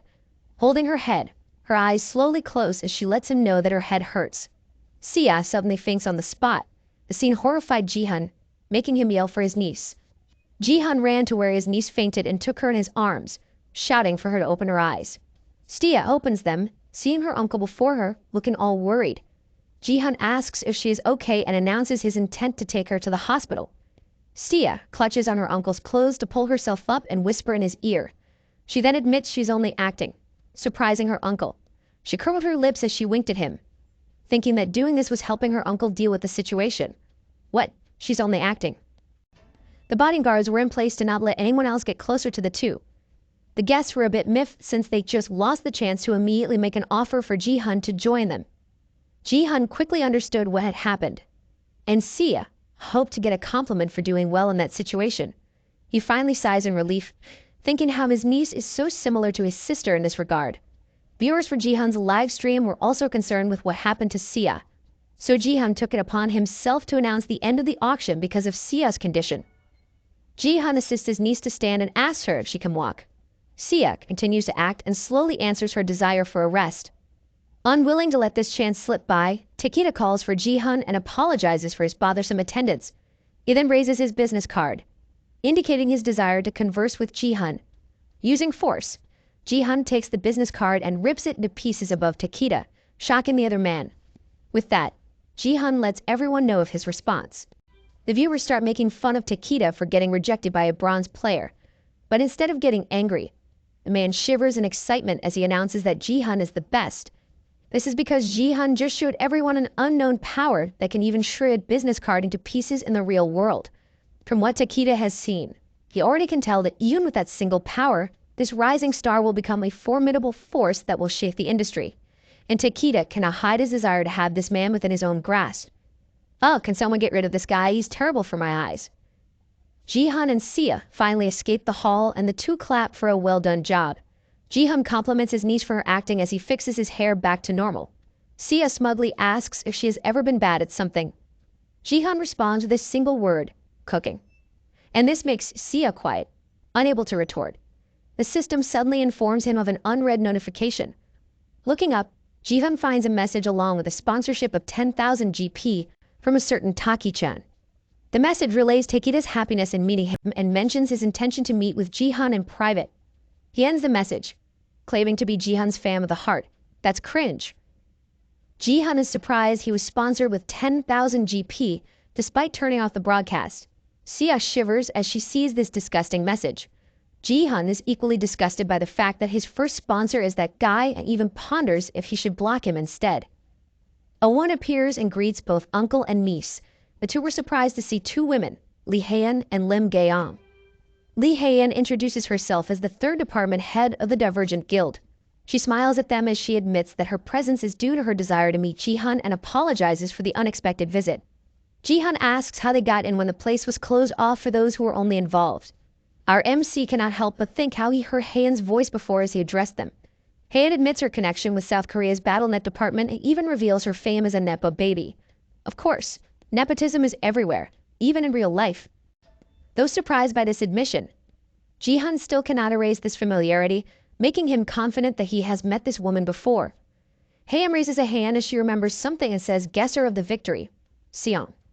Ji-hun intently looks at Hae-yeon, finally connecting the dots, as Hae-yeon admits she's a fan. Ji-hun recalls a masked woman saying the exact same words from before. The shock of his realization is so apparent in his face that Sia notices it. Sia is not used to the stunned look on her uncle's face. That idea struck her, and she looks back at Hae-yeon with shock. Sia thinks her uncle has fallen for Hae-yeon. Nope, your guess is wrong. Sia, your uncle doesn't have a romantic bone in his body. Recovering from the sudden realization, Ji-hun was able to collect himself. He then said a famous quote pertaining to how hard it is to ignore an opportunity. He says that the quote was from Dostoevsky, a writer who was exceptionally known for his gambling addiction. Both Hae-yeon and Gae-yeon were surprised by this remark, but Gae-yeon was obviously more agitated. Ji-hun then asks if they like this quote. Gae-yeon moves before Hae-yeon to protect her and bluntly asks who exactly Ji-hun is. She questions how Ji-hun knows Hae-yeon's motto and madly announces Hae-yeon's identity as a genuine gambler. Hae-yeon is flustered by Gae-yeon's outburst. Gae-yeon won't stop and even asks how an outsider like Ji-hun would know such a thing. Ji-hun smirks at this confirmation. Based on Gae-yeon's reaction, Hae-yeon is undoubtedly America's first manager, Zero. He then recalls how Zero is the only other Korean in that group, describing her as a rascal obsessed with drinking and gambling, which is quite far from the current image of the Hae-yeon before us. But despite this, Zero has the voice ability that made her ascend to second-string guild master. Ji-hun remembers how voice ability was initially for experienced buffs, but this evolved after the tutorial. The ability's scope expanded, which covered stats and gift rankings, making it an S-gift rank. The ability shine amongst others, and the person at the top of all voice ability users was none other than Zero. Back to the current situation, Gae-yeon cannot help asking her boss if she also traveled her way to casinos. This incessant commentary and questioning earns the ire of Hae-yeon, and she pleads for Gae-yeon to stop with an irritated voice. Seeing the Plum Blossom Sword and Zero belonging to one guild, Ji-hun can only think how prosperous the Divergent Guild is, smiling and sighing simultaneously. Ji-hun says he had seen her in one of his live broadcasts. Amongst the chats in his stream, there was one that really stood out. Jihan explains that he only asked because of this and apologizes for causing them a surprise. That's a pretty slick excuse. MC. Gaiyong turns to look at her boss and asks if she also chatted while watching the live broadcast. Heya nudges Gaiyong on the side, telling her to shut up. With that out of the way, Heian clears her throat as she admits her dismay for being called out as a gambler. Jihan smugly smiles while thinking that it is a fact that she is a gambler. Sia is surprised by the smile on her uncle's face, thinking that her uncle must have really liked Heian. Heian walks closer to Jihan and Sia, saying that it is okay since they start their conversation in a good mood. Behind her, Gaiyong stares at her boss with a knowing look that tells the other is lying. Heian thinks they will see each other more often and takes out her phone. Sia was happy to see this since this is a declaration of interest. Heian announces that the Divergent Guild wants Seong Jihan and offers him her phone so they can meet again. Sia felt like she was on cloud 9, thinking spring had finally come for her uncle and she'd soon have an aunt. At the same time, Heian also feels good about herself and even looks at Gaiyong while thinking she is teaching her bodyguard how to make men fall for her. Gaiyong listlessly stares back, clueless of her boss thoughts. Heian makes a show of flipping her hair when Yi-hun suddenly apologizes. He honestly tells him he still does not know his number, shocking Heian and Gaiyong. Oof, please don't take it the wrong way. Heian. Ji-hun asks Sia for her number to give it to them instead. His niece looks blankly at him, thinking that this is a ridiculous excuse. Sia abruptly gets a flash of an idea, thinking that her uncle is playing hard to get, though that is obviously not the case. Sia imagines that her uncle has a big plan and she should just help him out. So this niece of his once again pretends to be dizzy and leans on her uncle. Ji-hun thinks Sia only wants to go back for a rest, so he excuses themselves to the other two. So he instead asks for Heian's business card, saying he will contact her first. Heian is a bit pale as she hands her business card. The two then walk away with Sia smiling at the thought that she no longer has to worry about her uncle's lack of love life. Gaiyong looks at them as they leave, and she trembles as she tries her best not to laugh. Heian tells her she should just laugh since she's about to get really annoyed. That face Gaiyong is making is my face right now. Lol. Poor Heian. Heh. Gaiyong continues to try to stop herself from laughing, but is apparent that she cannot hold herself back with how she speaks. Heian can only tell her bodyguard that she's annoying. Sia says it was unexpected that her uncle chose to wear her dad's clothes. What? Those were Sejin's clothes? I thought it was Ji-hun's since they fit so well. Ji-hun replies to Sia that he has no choice since his clothes no longer fit him. Holding onto the coat, he even says the clothes did nothing wrong. Sia clenches her fist and agrees with her uncle, even adding how good he looks wearing it. Suddenly, Sia tells him that his comment earlier was terrible. Ji-hun was confused since he did not know what his niece was referring to. Sia shrugs, admitting how old and tacky his response was. She says that the tactic, "You're the first man ever to reject me," is so old while imagining what happened earlier. She points at her uncle as she says this, but Ji-hun is so slow that he still doesn't get it. Sia then starts lecturing him about how playing hard to get is fine and dandy. Still, his reason of forgetting his number is just plain ridiculous. She then adds that she managed to save him from that situation since she was able to understand his plan immediately. Ji-hun looks at his niece blankly and explains he really didn't know his number. This struck Sia with confusion, and it took some while for her to process what her uncle just admitted. She asked him again, and Ji-hun reconfirms. Filled with disbelief, she asks if he already has dementia. Ha, these two are more like siblings than uncle and niece. It is another great day to play Battle.net. The system welcomes the players to the Bronze League Gundam area with a defense mission. Like before, this round aims to protect the crystal and survive the zombie mob. Ji-hun logs into this round, sighing at how tired he is. He recalls what happened earlier as he tries to come for his niece. Sia, realizing her mistake, cried out. She thinks she messed up big time since she ruined her uncle's chance to find love. Ji-hun scratches his head, wondering how Sia even came up with the idea that he likes Lee Heian. Gambler on top of that. Sheesh, your niece doesn't know that. Ji-hun pauses. It was unexpected that he met Zero again. He then recalls his past. Owen curses for losing, and the network shows that Diego Messi from Argentina won. Zero is exasperated, asking for Ji-hun's opinion on how that guy could even win.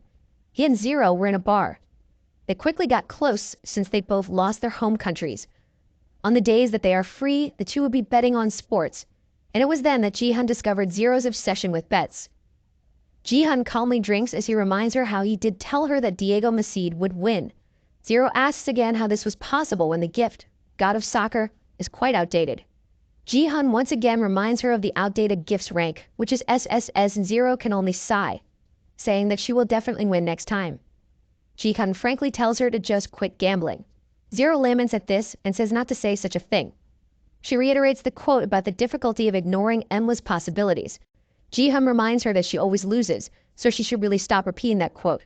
So that's why he knows that quote so well. Jihan gets off topic and asks if Zero has no plans of erasing her facial scar. Zero touches her mask, answering she is never removing it since it is the payment for dealing with the devil. Hearing that response, Jihan connected with Zero not just because they were refugees. Still holding on to her mask, she asks Jihan why he got strong. She thinks that if she was stronger back then, her closest friend would not have died. Oh no, is she perhaps referring to Gaeyeon? Jihan and Zero were both filled with guilt. Zero retracts what she said, saying she has no right since she is the one to be blamed. And it is not just guilt, there was also self-hatred. The two clink their glasses, a camaraderie born from their failure to protect their beloved. Jihan lifts his head as his viewers bring his thoughts back to the present. They were busy commenting on his suit. But then one viewer tells everyone to focus on Jihan's right hand. Abroads were wider than Jihan's thigh is in his hand. One viewer comments how its size is coming out of his screen, while another mentions the big jump from a kitchen knife. Ditto. I thought he'll bring up another weird item. You know, like a back scratcher or something equally fragile looking. The item is Ponta's horse-slaying sword, an extraterrestrial holy item with a rank of C. The detail mentions its suitability for slicing stomachs. Jihan lifts the sword, thinking that he could only buy it for cheap since the item itself is so big and only a few people can handle such a monstrosity of a sword. He swings it around to give it a try, and Jihan finds it relatively easy to handle. A viewer compares Jihan's strength to a warrior, while another asks Jihan to show his status window. Other viewers start to agree to this genius idea, making Jihan mull over it. The viewers are all curious about his stats since Jihan has shown such promise with his movement and skills. At times like this, I appreciate the fact that I'm a reader with an omniscient view of their world. Kim Dacha vibes? Heh. Jihan finally stops his practice and sticks the broadsword to the brick floor. He notices the viewer's line of chat and finds that he now has 12,000 of them. No worries, I predict it'll jump to 100,000 in a few weeks. His viewers are urging Jihan to show his status window so that they will finally get enlightenment of Jihan's actual class. Jihan is unsure about showing his current status window. Yet, he knows he must still feed the viewers with something since they are regular viewers of his live broadcast. He checks his BattleTube achievements, seeing that only the first level of subscriber gathering is completed. Jihan ponders over what he should do and finally reaches a decision. Jihan greets his viewers by introducing himself and addresses their curiosity regarding his status window. The viewer talks back to him that this is only natural, while others lament that this could be their end now that someone provoked Jihan. Ignoring this minor squabble, Jihan announces that he will show his status window once he reaches 200,000 subscribers and makes a lazy pose to indicate his desired number. In an AU, Jihan will be a marketing department head. A viewer curses as they hear this, pointing out that Jihan only has around 10,000 at the moment.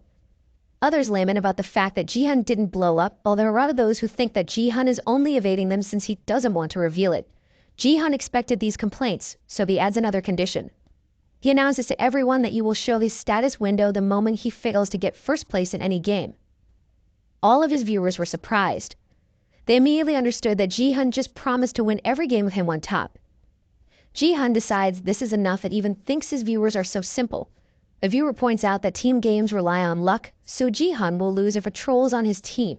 With this line of thought, some viewers are praying for the appearance of a troll. Woo! It's good that this channel's viewers are more decent than Jihan's. With Jihan's declaration, bright lights flash from the sky as if on cue.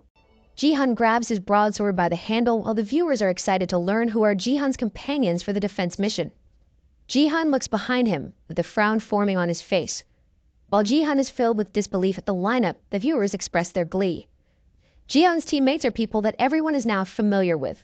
Goldie, aka Troll Number 1, is excited that he is teammates with Jihan and cries tears of joy at this fated meeting.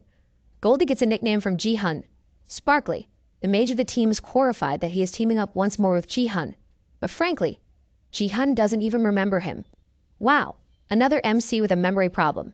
If you are like Jihan, that mage is Kim Joo-hyuk, a troll number 2. Ji-hun threw this guy to the zombies during Ji-hun's first defense mission. Ji-hun looks over at the last team member, acknowledging that this is the first time he meets the guy in person.